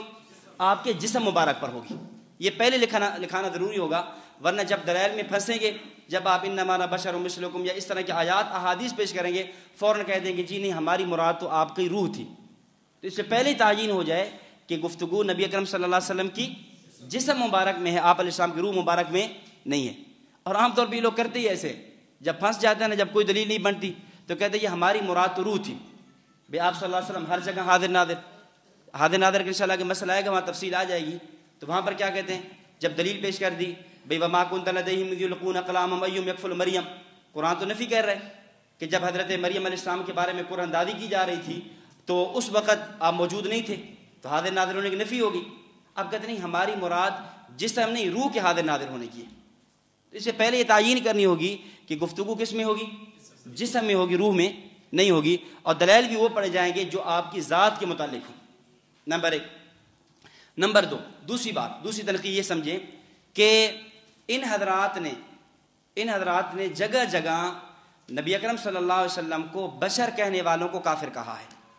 یعنی ہمارے بارے میں انہوں نے کفر کا فتویٰ لگایا ہے. اس پہ آپ عبارات دیکھ لیں، فائل کے شروع کے اندر لکھا ہوا ہے، رشد الایمان صفحہ نمبر 45 پہ مولوی عبدالرشید رضوی لکھتا ہے اب جو نبی کو بشر کہے وہ نہ تو خدا ہے اور نہ ہی نبی، لہذا وہ کفار میں داخل ہوا. لہذا وہ کیا ہے؟ کفار میں داخل ہوا. اس طرح خزائن العرفان کے اندر مولوی نعیم الدین مراد آبادی لکھتا ہے قرآن کریم میں جا بجا انبیاء کرام کے بشر کہنے والوں کو کافر کہا گیا ہے. خزائن العرفان. اس طرح نور العرفان کے اندر مفتی احمد یار خان نعیمی نے بھی بات لکھی ہے تفسیر نعیمی کے اندر کہ ان کو بشر ماننا ایمان نہیں. تو یہ بطور نمونے کے چند حوالے پیش کیے، ورنہ حوالہ جات بہت زیادہ ہیں کہ ان لوگوں نے نبی اکرم ہمارے بارے میں فتویٰ کفر لگایا ہے اس لیے کہ ہم نبی علیہ السلام کو بشر نہیں مانتے. اب یہاں ایک اصول سمجھیں. حضرت مولانا عبدالعزیز پڑھاوڑی رحمۃ اللہ علیہ نے نبراس شرح عقائد، شرح عقائد کی عربی شرح نبراس بہترین شرح ہے، اس کے اندر حضرت نے ایک اصولی بات کی ہے. حضرت فرماتے ہیں کہ عقائد دو طرح کے ہیں. عقائد دو طرح کے، بعض عقائد وہ ہیں جو ضروریات دین ہیں اور بعض عقائد وہ ہیں جو ضروریات اہل سنت ہیں. بعض عقائد ضروریات دین اور بعض ضروریات اہل سنت. فرمایا کہ جو ضروریات دین ہیں، اور ضروریات دین کسے کہتے ہیں؟ وہ عقیدہ جس کی بنیاد پہ کفر اور اسلام کے فیصلے ہوں وہ ضروریات دین ہے، اور وہ عقیدہ جس کی بنیاد پہ اہل سنت والجماعت میں داخلے اور خارجے کے فیصلے ہوں وہ ضروریات اہل سنت ہیں. یہ عام فہم تعریف ہے. جس عقیدے کی بنیاد پہ ہم کفر اور اسلام کی گفتگو کرتے ہیں یہ کافر ہے یا مسلمان ہے، اسے ضروریات دین کہتے ہیں. اور جس عقیدے کی بنیاد پر ہم یہ گفتگو کرتے ہیں کہ یہ اہل سنت میں داخل ہے یا نہیں، اس کو کیا کہتے ہیں؟ ضروریات اہل سنت. اب حضرت فرماتے ہیں ضروریات دین کے ثبوت کے لیے 3 طرح کے دلائل چاہیے. جب آپ کیا کریں گے؟ جب کسی عقیدے کو آپ ضروریات دین میں شمار کریں گے، آپ سمجھیں گے یہ عقیدہ ضروریات دین میں سے ہے، پھر ضروری ہے آپ کے لیے کہ آپ وہاں پر کیا کریں؟ 3 طرح کے دلائل پیش کریں. نمبر 1 قرآن کریم قطعی الدلالہ، قطعی ثبوت تو ہے اسی، قطعی الدلالہ. نمبر 2 احادیث متواترہ. نمبر 3 امت کا اجماع. ان 3 طرح کے دلائل سے ضروریات دین ثابت ہوں گے. اور جو ضروریات اہل سنت ہیں وہ اخبار احاد سے بھی ثابت ہو جائیں گے. اسی طرح جو دیگر ہیں مثلا اقوال ہیں صحابہ تابعین تبع تابعین، اس سے بھی پیش ہو سکتے ہیں. تو اب تم لوگوں نے اس عقیدے کے قائل کو کیا کہا؟ کافر کہا ہے. ایسے ہے نا؟ اس عقیدے کے قائل کو کیا کہا ہے کہ جو نبی کو بشر مانتا ہے وہ کافر ہے. جب تم نے نبی کو بشر کہنے والوں کو کافر کہا تو گویا تم نے اس عقیدے کی بنیاد کس پہ رکھی؟ ضروریات دین پر یا ضروریات اہل سنت پر؟ ضروریات دین پر رکھی ہے. تم نے اس عقیدے کو وہ عقیدہ بنایا کہ جس کی بنیاد پہ کفر اور اسلام کے فیصلے ہیں، اہل سنت میں داخلے اور خارجے کے فیصلے نہیں ہیں. جب تم نے یہ بنیاد رکھی ہے، اب ضروری ہے اس پر دلیل وہ پیش کریں گے جو قطعی ہوگی. اور دلیل قطعی وہ 3 طرح کی ہوگی: قرآن قطعی الدلالہ، احادیث متواترہ اور امت کا اجماع. اب تم نے قرآن کریم سے یا احادیث متواترہ سے یا امت کے اجماع سے نبی اکرم صلی اللہ علیہ وسلم کی ذات مبارکہ کا نور ہونا دکھانا ہوگا۔ نبی اکرم صلی اللہ علیہ وسلم کی ذات مبارکہ، روح مبارک نہیں، ذات مبارک کا کیا دکھانا ہوگا؟ نور دکھانا ہوگا۔ اب جو ہے قیامت تو آ سکتی ہے، کوئی ایک دلیل بھی نہیں پیش کی جا سکتی کہ جس میں نبی اکرم صلی اللہ علیہ وسلم کی ذات مبارک کے نور کا تذکرہ موجود ہے۔ اور یہ اس کو سامنے رکھیں گے، اب اس پر جو احادیث پیش کریں گے، مثلا یا جابر خلق اللہ نوری، اے جابر اللہ تعالیٰ نے سب سے پہلے میری نور کو پیدا کیا، اس طرح کی جو احادیث ہیں، اب وہاں آگے جواب بھی آ جائیں گے ان کے اندر کہ اس میں کیا ہے کہ وہ ان احادیث یعنی متواتر تو بہت دور کی بات ہے، خبر واحد، اور وہ یعنی احادیث صحیح تک نہیں ہے، ضعیف احادیث عقیدہ ثابت کریں گے۔ قرآن کریم تو ہے ہی نہیں ان کے پاس، اب جو احادیث پیش کریں گے، چند احادیثیں پیش کریں گے، وہ بھی کیا ہوں گی؟ ضعیف ہوں گی، بلکہ بعض موضوع تک حدیثیں پیش کر لیتے ہیں۔ اور عقیدہ ایسا کہ جس کی بنیاد ضروریات دین رکھی ہو، اور دلائل ایسے کہ دلائل کیا ہے، وہ ضروریات اہل سنت میں بھی نہیں چل سکتے، چہ جا کے ضروریات دین میں چلائے جائیں۔ آگے دیکھیں، یہ تنقید نمبر 1 دیکھیں کہ لکھا ہے کہ لباس بشری میں نبی اکرم صلی اللہ، یہاں ایک دھوکہ سمجھیں ان کا، عام طور پہ جو عوامی دھوکہ دیتے ہیں، کہتے جی ہم بشریت، ہم مانتے ہیں بشریت، لیکن ہم کہتے ہیں نبی علیہ السلام لباس بشری میں تشریف لائے۔ نبی علیہ السلام کس میں تشریف لائے؟ لباس بشریت میں۔ توجہ رکھنا، ہم کہتے ہیں یہ لباس بشریت نام ہے انکار بشریت کا۔ لباس بشریت نام ہے کس کا؟ انکار بشریت کا۔ بھئی یہاں ایک طلباء آئے ہوئے، ایک طالب علم چوری کر لیتا ہے، استاد سے بلاتا ہے، اسے ڈانٹتا ہے، زجر کرتا ہے، توبیخ کرتا ہے، اور کہتا ہے یار تو طالب علموں کے لباس میں آیا ہوا تھا۔ تو کس میں آیا ہوا تھا؟ طالب علموں کے لباس میں۔ کیا مانا؟ بھئی طالب علم تھا نہیں، تیری حقیقت طالب علم نہیں تھی، طالب علم تو چوری نہیں کرتا، تو طالب علموں کے لباس میں آیا ہوا تھا۔ اس طرح جیسے وہ ایک مشہور کہانیاں چلتی ہیں کہ فلاں جو ہے نا وہ ایک گدھا تھا، اس نے شیر کا لباس پہن لیا، تو کیا کہتے ہیں؟ یہ شیر کے لباس میں ہے، یعنی شیر ہے نہیں، شیر کے لباس میں ہے۔ اسی طرح تمہارا یہ کہنا کہ ہم نبی اکرم صلی اللہ علیہ وسلم کو لباس بشریت میں مانتے ہیں، لباس بشریت نام ہے انکار بشریت کا، تم نے تو نبی کی بشریت کا انکار کر ڈالا۔ تو یہ لباس بشریت اس طرح کے الفاظ سے لے کر دھوکہ دینا عوام کو، اور یہ کہنا کہ کچھ نہ کچھ بشریت تو ہم بھی مانتے ہیں، تو بشریت کا بالکل وہ انکار کرتے ہیں، نبی اکرم صلی اللہ علیہ وسلم کی ذات گرامی کو بشر نہیں مانتے۔ دیکھیں تنقید نمبر 2 دیکھیں، بس اوقات کہہ دیتے ہیں کہ ہم جی آپ صلی اللہ علیہ وسلم کی بشریت کو مانتے ہیں، کیا کہ ہم آپ کی بشریت کو مانتے ہیں، اور کہتے ہیں اس دعویٰ سے اقرار بشریت ہو رہا ہے نہ کہ انکار۔ تو ہماری طرف سے میرا عرض یہ ہے کہ آپ کے علماء نے لکھا ہے کہ بشر ماننا ایمان نہیں۔ توجہ، بعض دفعہ یہ بھی کہہ دیں گے، اور بعض ان کے علماء نے لکھا بھی ہے کہ ہم آپ کو بشر مانتے ہیں، تو ہم ایسا کریں گے، ان دونوں علماء کے فتاویٰ کو جمع کریں گے۔ وہ جو پہلے شروع میں فتاویٰ جاتا آ گیا رشد الایمان کا، تفسیر نعیمی وغیرہ کا، وہ کیا کہہ رہے ہیں کہ جو نبی کو بشر مانتا ہے وہ کافر ہے، اور تم کیا کہہ رہے ہو کہ ہم آپ کی بشریت کو مانتے ہیں۔ تو اب کیا ہوا؟ فتویٰ کفر تم نے اٹھایا، ہمارے لیے تھا، اور لگ گیا کس پر؟ خود تمہیں لگ گیا۔ ایسے کہہ رہے تھے نا، فتویٰ کفر ہمارے اوپر لگا رہے تھے، اور ہوا کیا کہ خود ان کے اپنے علماء پر لگ گیا۔ تو جو کہیں گے ہم بشریت مانتے ہیں، وہ ان پر وہ فتویٰ کفر لگ جائے گا جو شروع میں جو ان کے علماء نے لکھا ہے، اور بشریت نہیں مانتے اور حقیقت بھی یہی ہے، پھر اس پر ہم ان پہ دلیل کا مطالبہ کریں گے۔ یہ جو ہوتا ہے نا دست و گریباں، آپس میں باہم گتھم گتا، یہ بہت اہم ہوتا ہے۔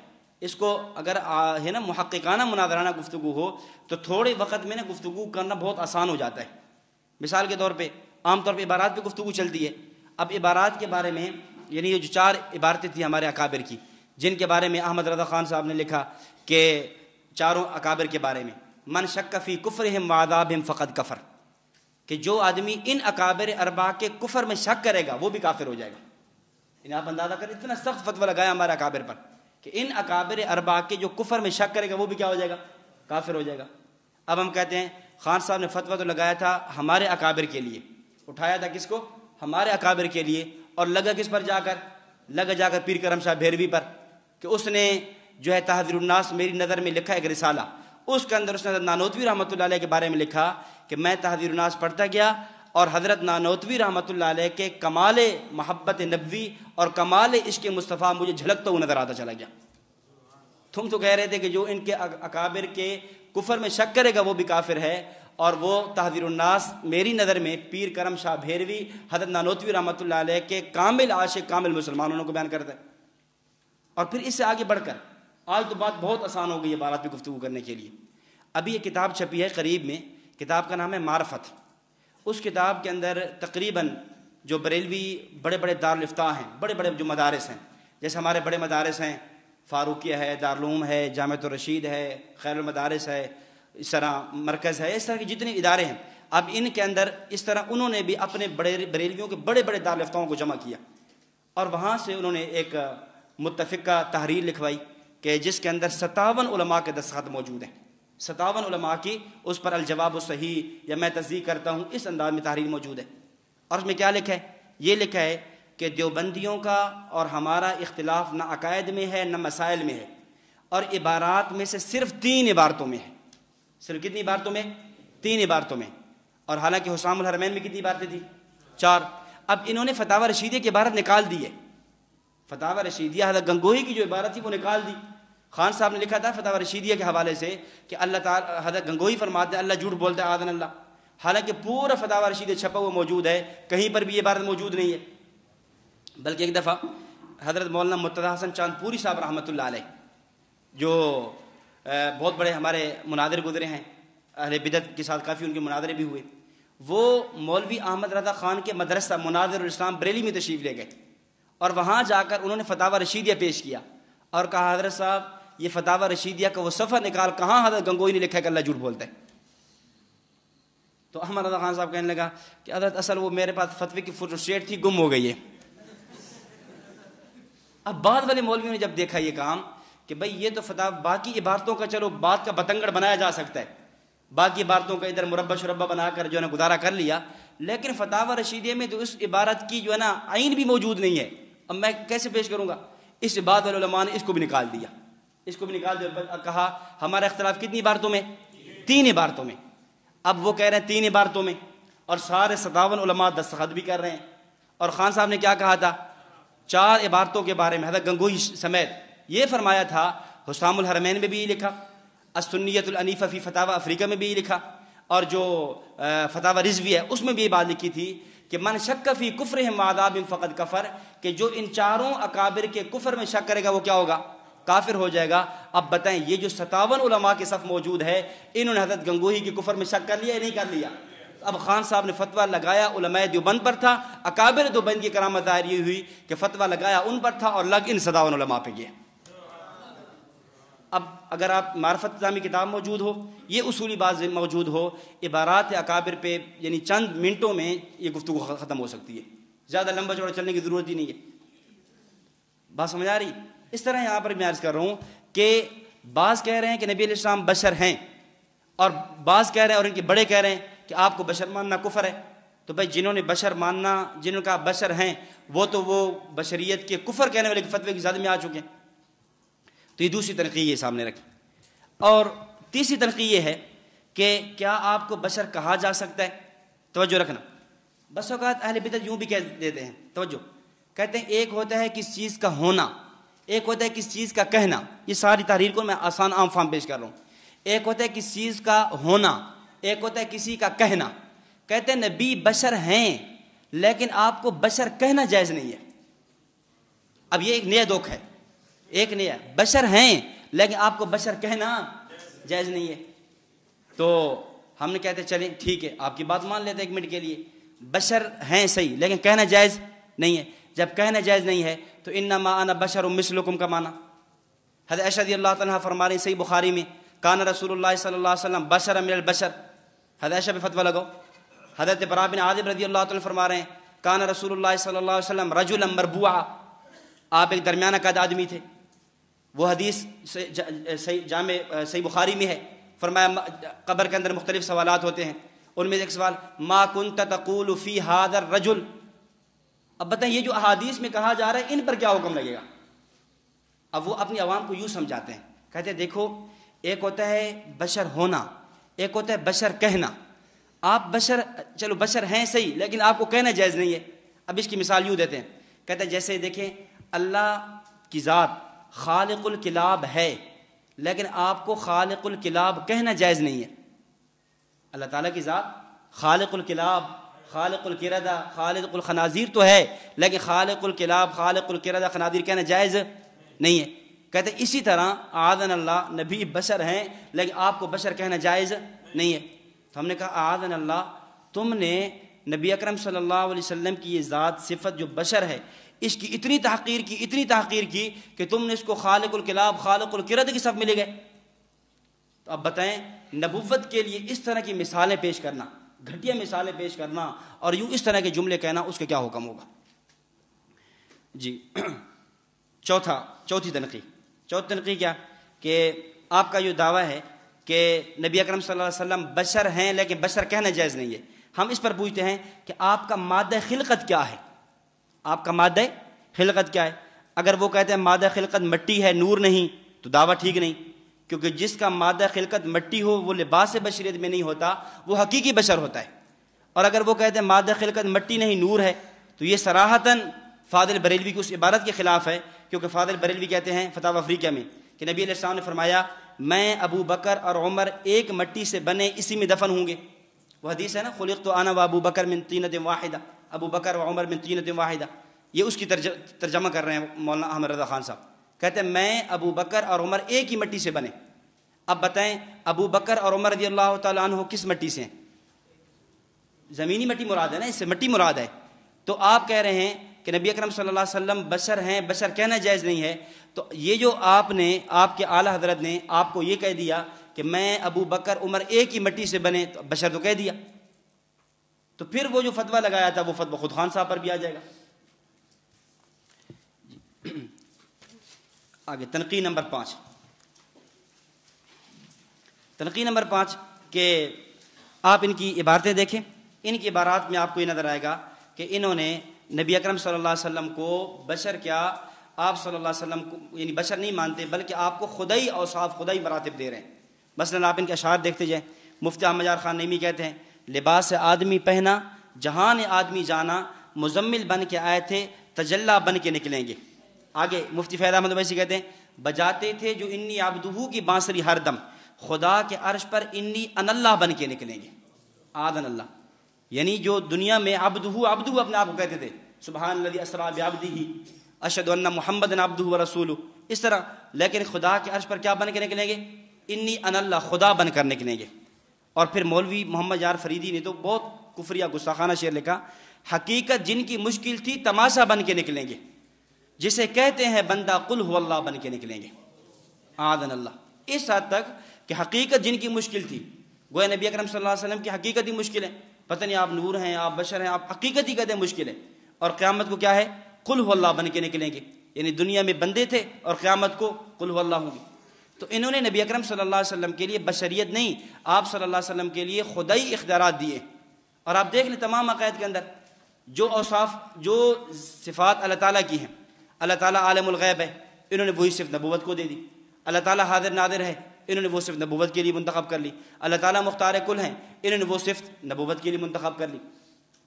اور پھر یاد رکھیں، ان کو دیکھ لیں اور ادھر آپ روافظ کو دیکھ لیں، دونوں کے عقائد میں تقریباً آپس میں یکسانیت ہے، برابری ہے۔ کیا فرق کیا ہے؟ کہ انہوں نے جو اختیارات جو عقائد ائمہ معصومین کے لیے گھڑے تھے، ان لوگوں نے وہی عقائد نبی اکرم صلی اللہ علیہ وسلم کے لیے گھڑ لیے۔ انہوں نے کہا کہ ائمہ معصومین بشر نہیں بلکہ نور ہے، انہوں نے کہا نبوت نور ہے۔ انہوں نے کہا کہ ائمہ معصومین وہ مختار کل ہیں، انہوں نے کہا نبی مختار کل ہے۔ انہوں نے کہا ائمہ معصومین ہر جگہ حاضر ناظر ہیں، حضرت علی بادلوں میں ہوتے ہیں، لوگوں کی فریادیں سنتے ہیں، بارشیں برساتے ہیں، انہوں نے یہ کہا، انہوں نے نبوت کے بارے میں کہہ دیا۔ اور انہوں نے کہا کہ ائمہ معصومین وہ عالم الغیب ہوتے ہیں، انہوں نے نبوت کے بارے میں کہہ دیا۔ تو آپ دیکھیں عقائد کے اندر اتنی زیادہ قرب ہے اور اتنی زیادہ برابری۔ جی، تو یہاں تک انہوں نے نبی اکرم صلی اللہ علیہ وسلم کے بارے میں یہاں تک لکھا کہ جسے کہتے ہیں بندہ قل ہو اللہ بن کے نکلیں گے۔ تنقیح نمبر 6، بریلویت بشریت کے منکر ہیں، جو کہ اس دعوت سے بھی ثابت ہے، اور در حقیقت یہ نبی اکرم صلی اللہ علیہ وسلم کے کمال کا منکر ہونا ہے۔ یعنی یہ بات میں پہلے عرض کر چکا ہوں کہ بشریت کا انکار نبوت کے کمالات کا انکار کرنا ہے. کیونکہ آپ خود ان سے پوچھ لیں, ہم بشریت آپ کو نور مان لیں, یہ جو کمالات جتنے بھی ہیں آپ کے پاس قرآن کریم کا ہونا, آپ کے جو معجزات ہیں, آپ کا معراج پہ جانا, کثرت عبادات, کثرت صوم, یہ ساری عبادات, یہ کمالات ختم ہیں. اور جو آدمی نبوت کے کمال کا انکار کرتا ہے اس کے بارے میں خود مفتی احمد یار خان نعیمی نے لکھا ہے کہ انبیاء کی بشریت ان کا کمال ہے, انبیاء کی بشریت ان کا کمال ہے. تو یہ نبی اکرم صلی اللہ علیہ وسلم کے کمال کا انکار کرنا ہے. اور پھر آخری تنقید کہ نبی اکرم صلی اللہ علیہ وسلم نے اپنے لیے بشر کا لفظ پسند فرمایا. آپ نے خود اپنے آپ کو کیا فرمایا؟ بشر فرمایا ہے. اور صحابہ کرام نے بھی آپ کو بشر کہا ہے. اب بتائیں کہ جو آدمی, آپ یہ کیا کہہ رہے تھے, آپ بشر ہیں صحیح لیکن بشر کہا نہیں جا سکتا, تو نبی علیہ السلام نے تو بشر کہا ہے اپنے آپ کو, صحابہ کرام رضوان اللہ علیہ مجمعین نے تو اپنے آپ کو بشر کہا ہے, تو پھر بتائیں ان پر کیا فتویٰ ہوگا. تو یہ چند تنقیحات تھیں. اب اس کے بعد آگے دیکھیں دلائل, اہل بدعت کے دلائل کے جوابات. یہاں ترتیب تھوڑی برعکس ہو گئی ہے. ویسے عام ہماری فائلوں میں یہ ہوتا ہے کہ پہلے اہل سنت کے دلائل ہوتے ہیں, پھر ان کے دلائل کے جوابات ہوتے ہیں. تو یہاں چلیں جو ان کے دلائل ہیں ان کے دلائل کے جوابات پہلے عرض کر دیتے ہیں, پھر اہل سنت والجماعت کے دلائل آ جائیں گے. یہاں دلائل سے پہلے ایک بات سمجھیں. عام طور پہ وہ کہتے کیا ہے کہ نبی نور من نور اللہ ہے. اس بات کو اچھی طرح سمجھیں, نبی کیا ہے؟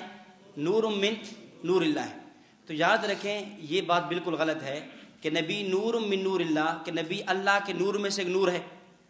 تو پہلی بات تو یہ ہے کیا اللہ تعالیٰ کی ذات نور ہے؟ نور من نور اللہ, نبی نور بعد میں ہوگا, پہلے اللہ کی ذات نور ہے, اس کو تو سمجھیں. تو ہمارا کیا نظریہ؟ اللہ تعالیٰ کی ذات نور نہیں ہے. کیوں؟ اللہ کی تعریف کیا ہے؟ اللہ جل جلالہ تعریف کیا ہے؟ علامہ ابن جوزی رحمۃ اللہ علیہ نے دفع و شبہ تشبیہ میں تعریف کی. اللہ کیسے کہتے ہیں؟ اللہ لیس بجسم ولا جوہر ولا عرض ولا طویل ولا یحویہ جہت من جہات الستہ ولا یحویہ مکان من الامکنہ. اللہ اس کو کہتے ہیں جس کا جسم نہیں ہے, جو عرض نہیں ہے, جو طویل نہیں ہے, جو جوہر نہیں ہے, جہات ستہ میں سے کسی جہت کو محیط نہیں ہے, مکانات میں سے کسی مکان کا محتاج نہیں ہے. تو اللہ رب العزت کے لیے جسم نہیں ہے, اور جو نور ہوتا ہے اس کا جسم ہوتا ہے. یہ ٹھیک ہے, جسم ایسا نہیں ہوتا جیسے عرض کا, ہر چیز کا اپنا اجسام ہے, لیکن نور کا تو جسم ہے. تو اللہ جب جسم سے ہی پاک ہے تو اللہ کو نور کہنا غلط ہے. اور پھر یاد رکھیں اگر اللہ کی ذات کو نور مانیں گے تو اللہ کو نور ماننا, نور جسم ہوتا ہے, اللہ کا مجسم ماننا لازم آئے گا. اور پھر نور حادث ہے, اللہ کو حادث ماننا لازم آئے گا. نور مرکب ہے, اللہ کے لیے اللہ کو مرکب ماننا لازم آئے گا. اور نور کی ضد آتی ہے, پھر اللہ کے لیے ضد ماننا, متضاد ہونا آئے گا. اللہ رب العزت کی ذات نور ہے, یہ بنیاد ہی غلط ہے. آپ کا یہ کہنا کہ نور من نور اللہ, یہ بنیاد ہی آپ نے غلط اٹھائی ہے. توجہ رکھنا. اللہ لیس بجسم, یہاں مجھے ایک بات یاد آئی, عرض کرتا چلوں فائدے کے لیے, کہ یہ اگر اللہ کی تعریف سمجھ آ جائے نا کتنے اشکالات ختم ہو جاتے ہیں. اب دیکھیں حضرت مولانا قاسم نانوتوی صاحب رحمۃ اللہ علیہ کے زمانے میں ایک ہندو گزرا ہے, دیانت سرسوتی. اس نے قرآن کریم پر کئی اشکالات, کئی اعتراضات کیے. اس نے ایک اشکال یہ اٹھایا حضرت نانوتوی کے سامنے کہ تمہارے قرآن کریم میں ہے ان اللہ علی کل شیء قدیر, اللہ تعالیٰ ہر چیز پر قادر ہے. اب اس کا سوال سمجھنا. وہ کہتا ہے میرا سوال یہ ہے اللہ ہر چیز پر قادر ہے تو کیا اعاذنا اللہ زنا پر قادر ہے؟ اعاذنا اللہ, کیا اللہ چوری پر قادر ہے؟ اگر آپ کہتے ہو زنا اور چوری پر قادر نہیں تو آیت غلط. اگر آپ کہتے ہو قادر ہے تو پھر اللہ تعالیٰ کے لیے غلط چیز کی نسبت لازم آئے گی. اشکال سمجھ آ گیا؟ اب حضرت نانوتوی رحمہ اللہ نے جواب دیا. اب اللہ رب العزت ہمارے اکابر کیا علوم سے نوازا تھا. حضرت فرمانے لگے ان اللہ علی کل شیء قدیر, اللہ تعالیٰ ہر چیز پر قادر ہے. لیکن آپ کا سوال کیا زنا پر قادر ہے؟ زنا وہ کرتا ہے جو مجسم ہو. اللہ کی ذات جسم سے پاک ہے, جب جسم سے پاک ہے زنا کی بات ہی کیا ہے؟ نمبر 2, آپ نے کہا کیا اللہ تعالیٰ چوری پر قادر ہے؟ فرمایا چوری کسے کہتے ہیں؟ چوری کہتے ہیں اخذ المال فی ملک الغیر, غیر کی ملک سے مال کا اٹھانا, مال کا نکالنا. پوری کائنات میں غیر اللہ کی ملک ثابت کر دو پھر چوری کی بات کریں گے. پوری کائنات اللہ کی ہے, اللہ کی ملکیت ہے نا. جب اللہ کی ملکیت ہے, غیر ہے ہی نہیں, تو پھر چوری کا کیا معنی؟ اب دیکھیں تعریف سمجھ آ جائے، تعریف تو کئی عقائد اور کئی اعتراضات کے جوابات خود بخود کھلتے چلے جاتے ہیں. تو اللہ رب العزت کی ذات کو نور کہنا، اللہ کی ذات کو نور کہنا یہ بھی درست نہیں ہے. اس سے امام رازی رحمۃ اللہ علیہ نے تفسیر کبیر میں اللہ نور السماوات والارض مثل نورہ کمشکات فیہا مصباح، اس آیت کے تحت تفسیر کبیر میں لکھا کہ یہ جو نور کہا گیا ہے یہاں نور منور کے معنی میں ہے. نور کس کے معنی میں ہے؟ منور، یعنی اللہ تعالیٰ زمین آسمان کو نورانی کرنے والے ہیں، زمین آسمان کو رونق بخشنے والے ہیں. اس سے آپ اٹھائیں شاہ رفیع الدین محدث دہلوی رحمۃ اللہ علیہ کا ترجمہ، شاہ عبد القادر رحمۃ اللہ علیہ کا ترجمہ، موضوع البیان وغیرہ، ان حضرات نے بھی یہ ترجمہ کیا کہ اللہ زمین و آسمان کے لیے بارونق ہیں. یہ نور کا ترجمہ انہوں نے کیا ہی نہیں ہے تاکہ اشکال ہی لازم نہ ہے. تو جب یہ اصول غلط، نور من نور اللہ، جب نور اللہ ہی ختم ہو گیا تو پھر اللہ کے نور سے نبوت کو نور مستفاد کرنا یہ خود بخود ختم. اس سے یہ جو کہا جاتا ہے کہ نبی نور من نور اللہ ہے، یہ تعبیر بالکل غلط ہے. اب دیکھیں شبہات کے جوابات. اب اہل بدعت کے دلائل میں سے پہلی دلیل جو پیش کرتے ہیں وہ کیا ہے؟ قد جاءکم من اللہ نور و کتاب مبین. قد جاءکم من اللہ، کہتے دیکھو نبی اکرم صلی اللہ علیہ وسلم کے یہاں کیا کہا گیا؟ نور کہا گیا. ہم اس کا جواب دے چکے، یہ آیت ہمارے خلاف نہیں ہے. جواب ہو گیا نا ذہن میں؟ آ گیا نا جواب؟ اگر آپ اس بات کو سمجھ لیں کہ ہم نے نبی کو بشر بھی مانا ہے، نور بھی مانا ہے، جو جن آیات میں جن احادیث میں نور کا تذکرہ آئے گا ہمارے خلاف نہیں ہے. ہم کہتے ہیں نبی ذات کے اعتبار سے بشر ہے، صفات کے اعتبار سے نور ہے، تو یہاں صفات کی بات ہو رہی ہے کہ آپ کا وصف رسالت میں وصف کیا ہے؟ نور ہونا ہے. قد جاءکم من اللہ نور و کتاب مبین، تو یہ ہمارے خلاف نہیں ہے. اب باقی کچھ جوابات یہاں دیکھ لیں کہ یہاں نور سے مراد نور ہدایت ہے. نور سے مراد کیا ہے؟ نور ہدایت. اور یہ جو نور ہدایت ہے یہ صفت ہے یا ایک جنس اور ذات کا بیان ہے؟ صفت ہے. تو نور یہاں آپ کی صفات میں دیکھیے صفت کا بیان ہے کہ آپ صلی اللہ علیہ وسلم کی صفت کیا ہے؟ نور ہدایت ہے. قرآن کریم میں کئی مقامات پہ فرمایا گیا، قرآن کریم کو بھی نور کہا گیا.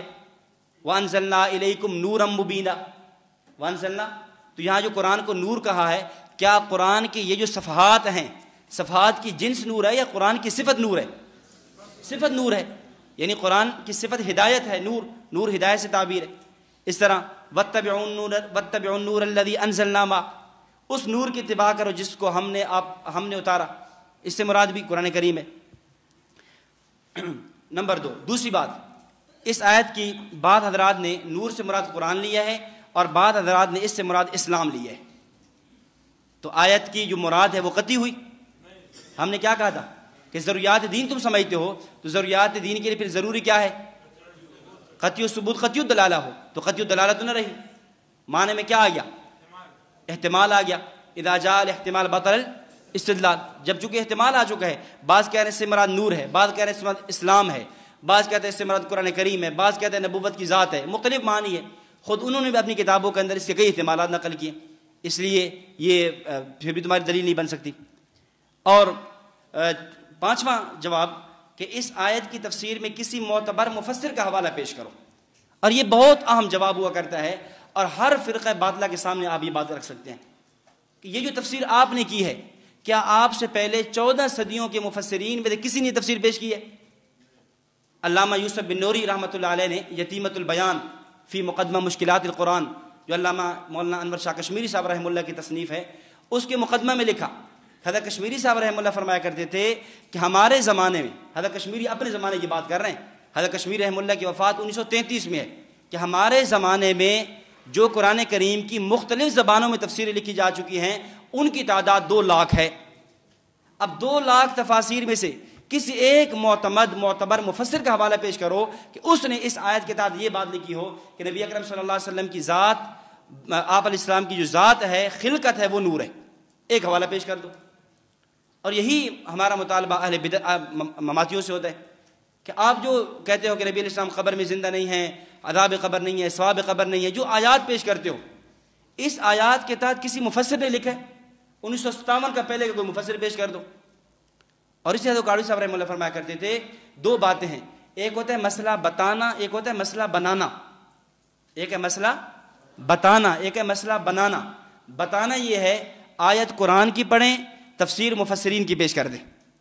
اور بنانا یہ ہے آیت قرآن کی پیش کریں اور یوں کہیں یعنی کہ وہ جو کہ ثابت یہ ہوا، معلوم یہ ہوا، یہ ہوا، فلاں یہ عقیدہ ہے، ایسی کر دینا.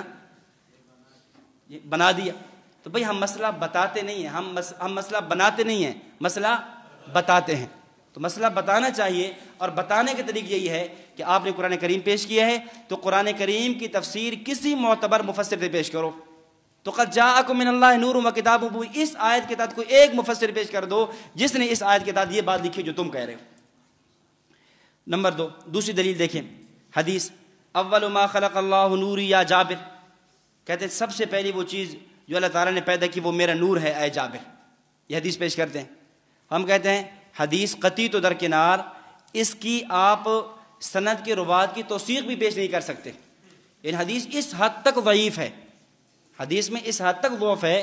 اور آپ نے کیا کہا تھا کہ عقیدہ چونکہ قطعی ہے, اور اس پہ دلائل کون سے آنے چاہیے؟ قطعی ہو نا, احادیث متواترہ ہو, یعنی قرآن قطعی الدلالہ ہو یا احادیث متواترہ ہو یا امت کا اجماع ہو. اور آپ نے ایک ایسی حدیث پیش کر دی ہے جو خبر واحد, بلکہ اس کے اندر اتنے زیادہ روات پہ کلام ہے, جرح ہے, وہ معتبر بھی نہیں ہو سکتی. اور پھر ملا علی قاری رحمہ اللہ فرماتے ہیں اگر 1 منٹ کے لیے ہم مان بھی لیں حدیث کی صحت کو تو جواب کیا ہے؟ فرماتے ہیں اول ما خلق اللہ نوری وفی روایت روحی, ایک روایت میں کیا ہے کہ سب سے پہلی چیز جو اللہ تعالیٰ نے پیدا کی وہ میری روح ہے. اور آگے فرمایا ومعناہما واحد, دونوں کا معنی واحد ہے. نور کہو تب بھی مراد روح ہے, روح کہو تب بھی مراد روح ہے. اور ہم شروع میں کہہ چکے ہماری گفتگو کس پہ ہوگی؟ جسم پہ. ہماری گفتگو کس پہ ہوگی؟ جسم پہ ہوگی. اور یہاں تو روح کی بات ہو رہی ہے. یعنی اگر حدیث کی صحت کو تسلیم کر بھی لے تو پھر بھی جواب یہ ہے کہ یہ حدیث روح کے بارے میں ہے, جسم کے بارے میں نہیں ہے. اور نمبر 3, اس دلیل میں یہ تو کہیں بھی نہیں ہے کہ آپ کا مادہ خلقت نور ہے اور بشریت صرف لباس ہے. اس حدیث میں ہے کہیں پر؟ اس کی کوئی صراحت نہیں ہے.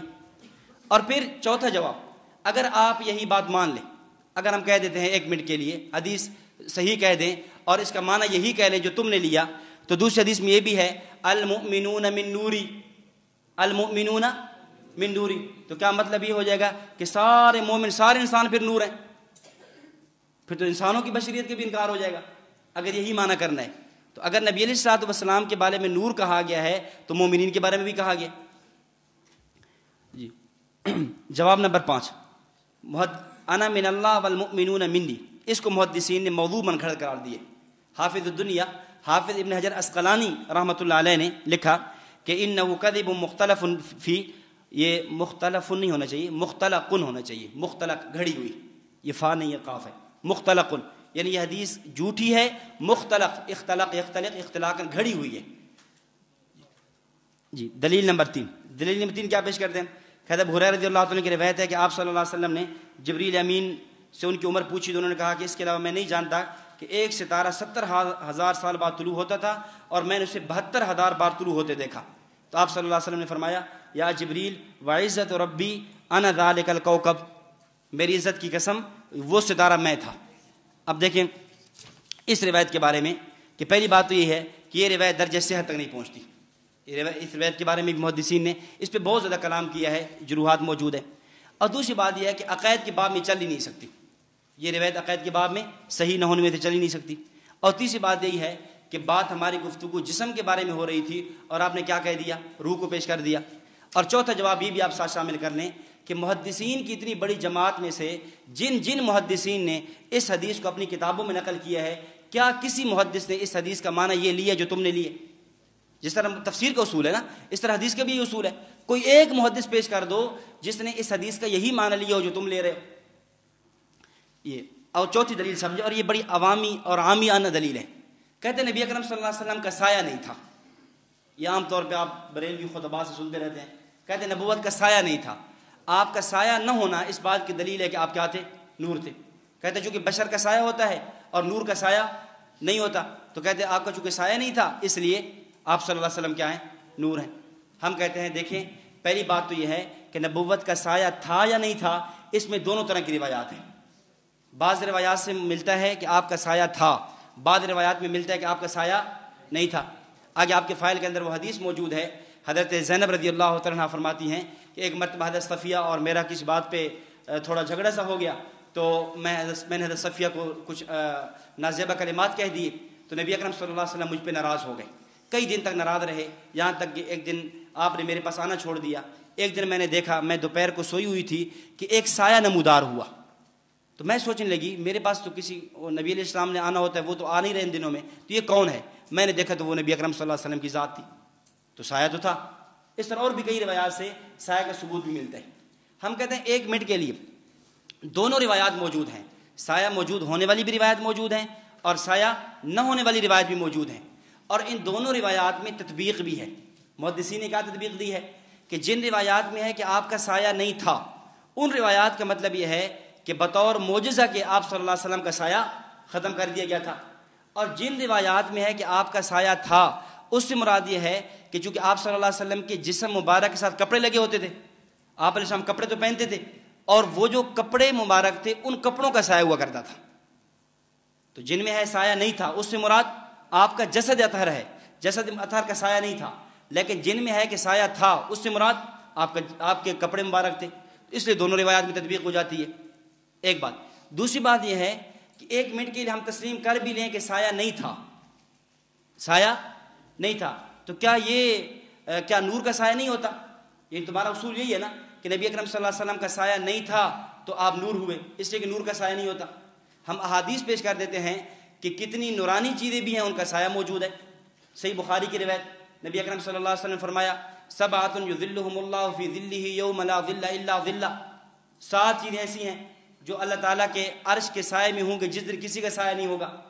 اب عرش نورانی چیز ہے، یہاں عرش کا سایہ ثابت ہو رہا ہے، تو یہ کہنا کہ نور کا سایہ نہیں، یہ تمہارا اصول ہی غلط ہے سرے سے۔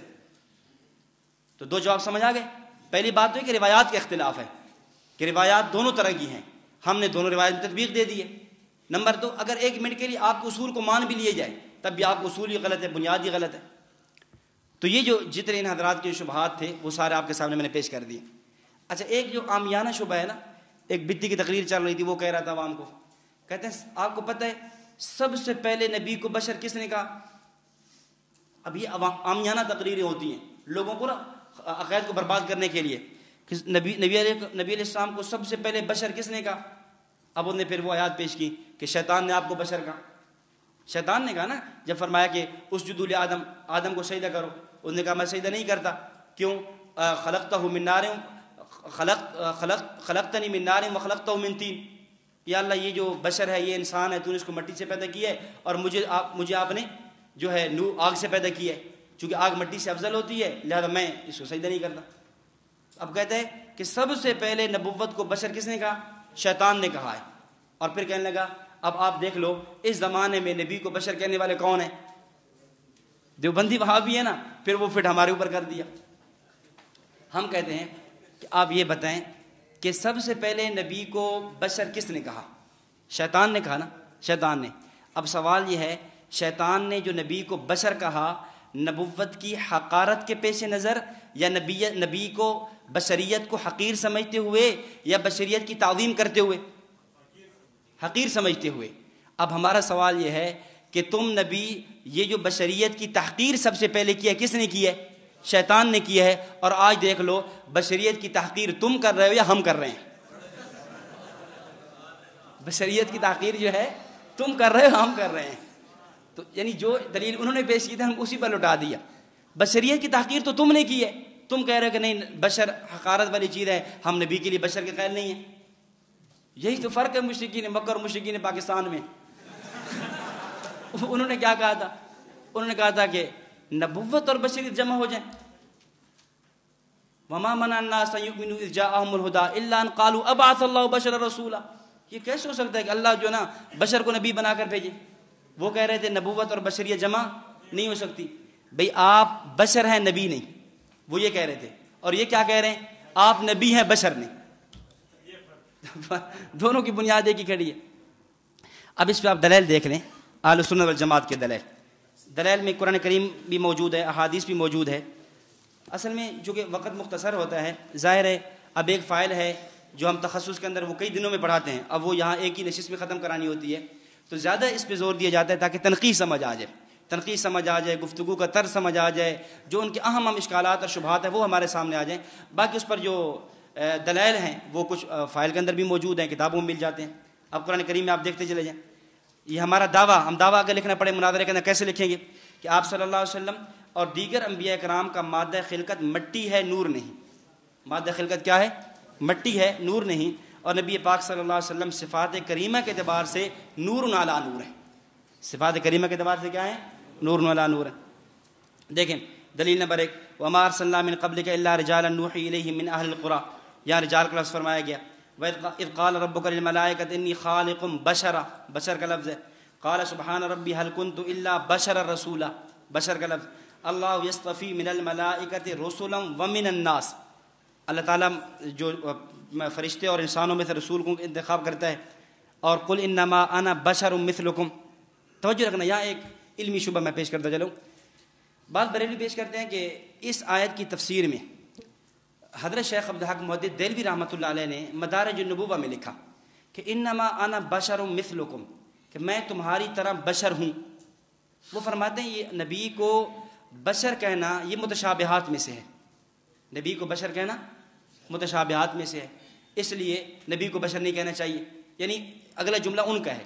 حضرت شیخ عبدالحق محدث دہلوی نے صرف اتنا لکھا ہے کہ نبی کو بشر کہنا, بشر مثلکم, بشر کہنا متشابہات میں سے. اب دیکھیں اس کا جواب سمجھیں.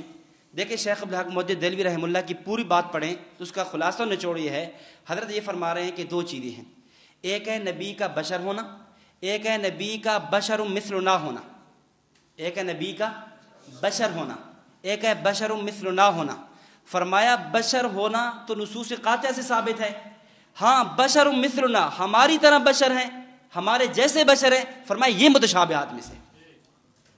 بشر تو ہیں, اس میں تو کوئی شک نہیں ہے, یہ تو نصوص قطعیہ سے ثابت ہے. ہاں آپ کو فرمایا نا ہماری طرح بشر ہیں, وہ متشابہات میں سے ہیں. اس لیے کہ ان امتی کا جو مادہ تخلیق ہے وہ مٹی ہے, زمینی مٹی ہے, اور نبی کا جو مادہ خلقت ہے وہ جنت کی مٹی ہے. اس اعتبار سے فرمایا یہ بشر مثل نہ کہنا یہ متشابہات میں سے. اب بات پوری پڑھیں تو وہ حضرت شیخ عبدالحق محدث دہلوی رحمہ اللہ کا موقف ہمارے یعنی ہماری تائید میں کھڑا ہے, نہ کہ ان کی تائید میں.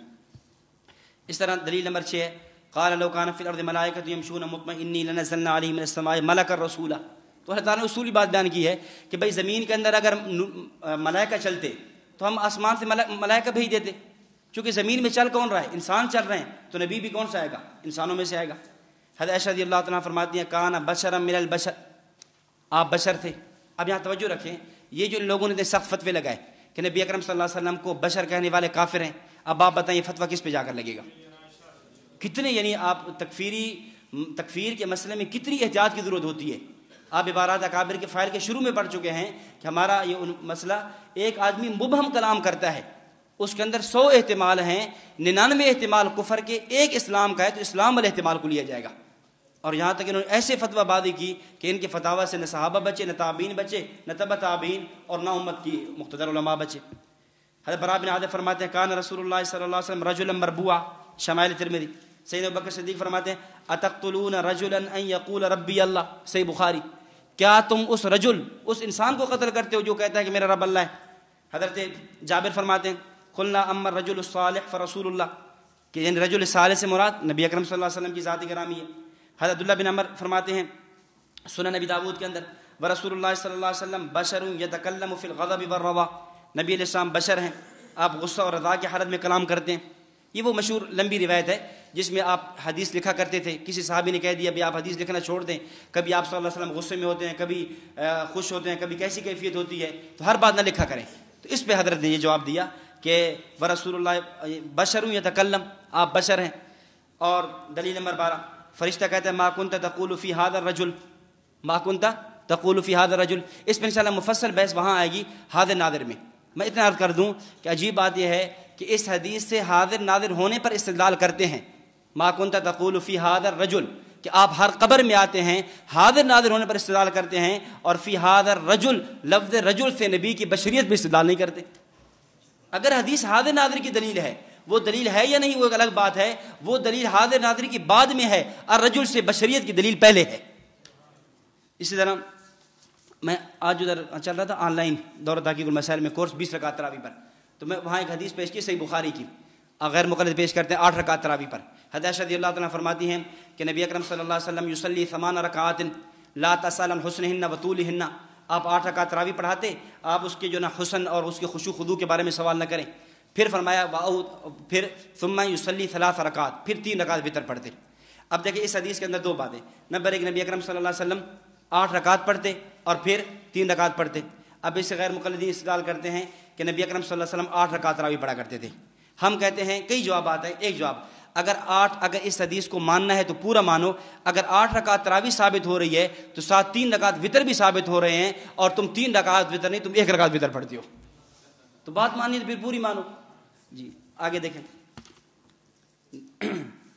تو یہ دلیل آپ کے سامنے آ گئے۔ اس کے بعد جو ہے یہ چند دلیل آپ کے سایہ ہونے پر، اس پہ میں گفتگو کر چکا ہوں کہ بعض روایات میں آپ کا سایہ ہے بھی صحیح اور بعض روایات میں سایہ نہیں بھی ہے، دونوں طرح کی موجود ہیں۔ چلیے، سبحانک اللہم و بحمدک، اشہد ان لا الہ الا انت، استغفرک و اتوب الیک۔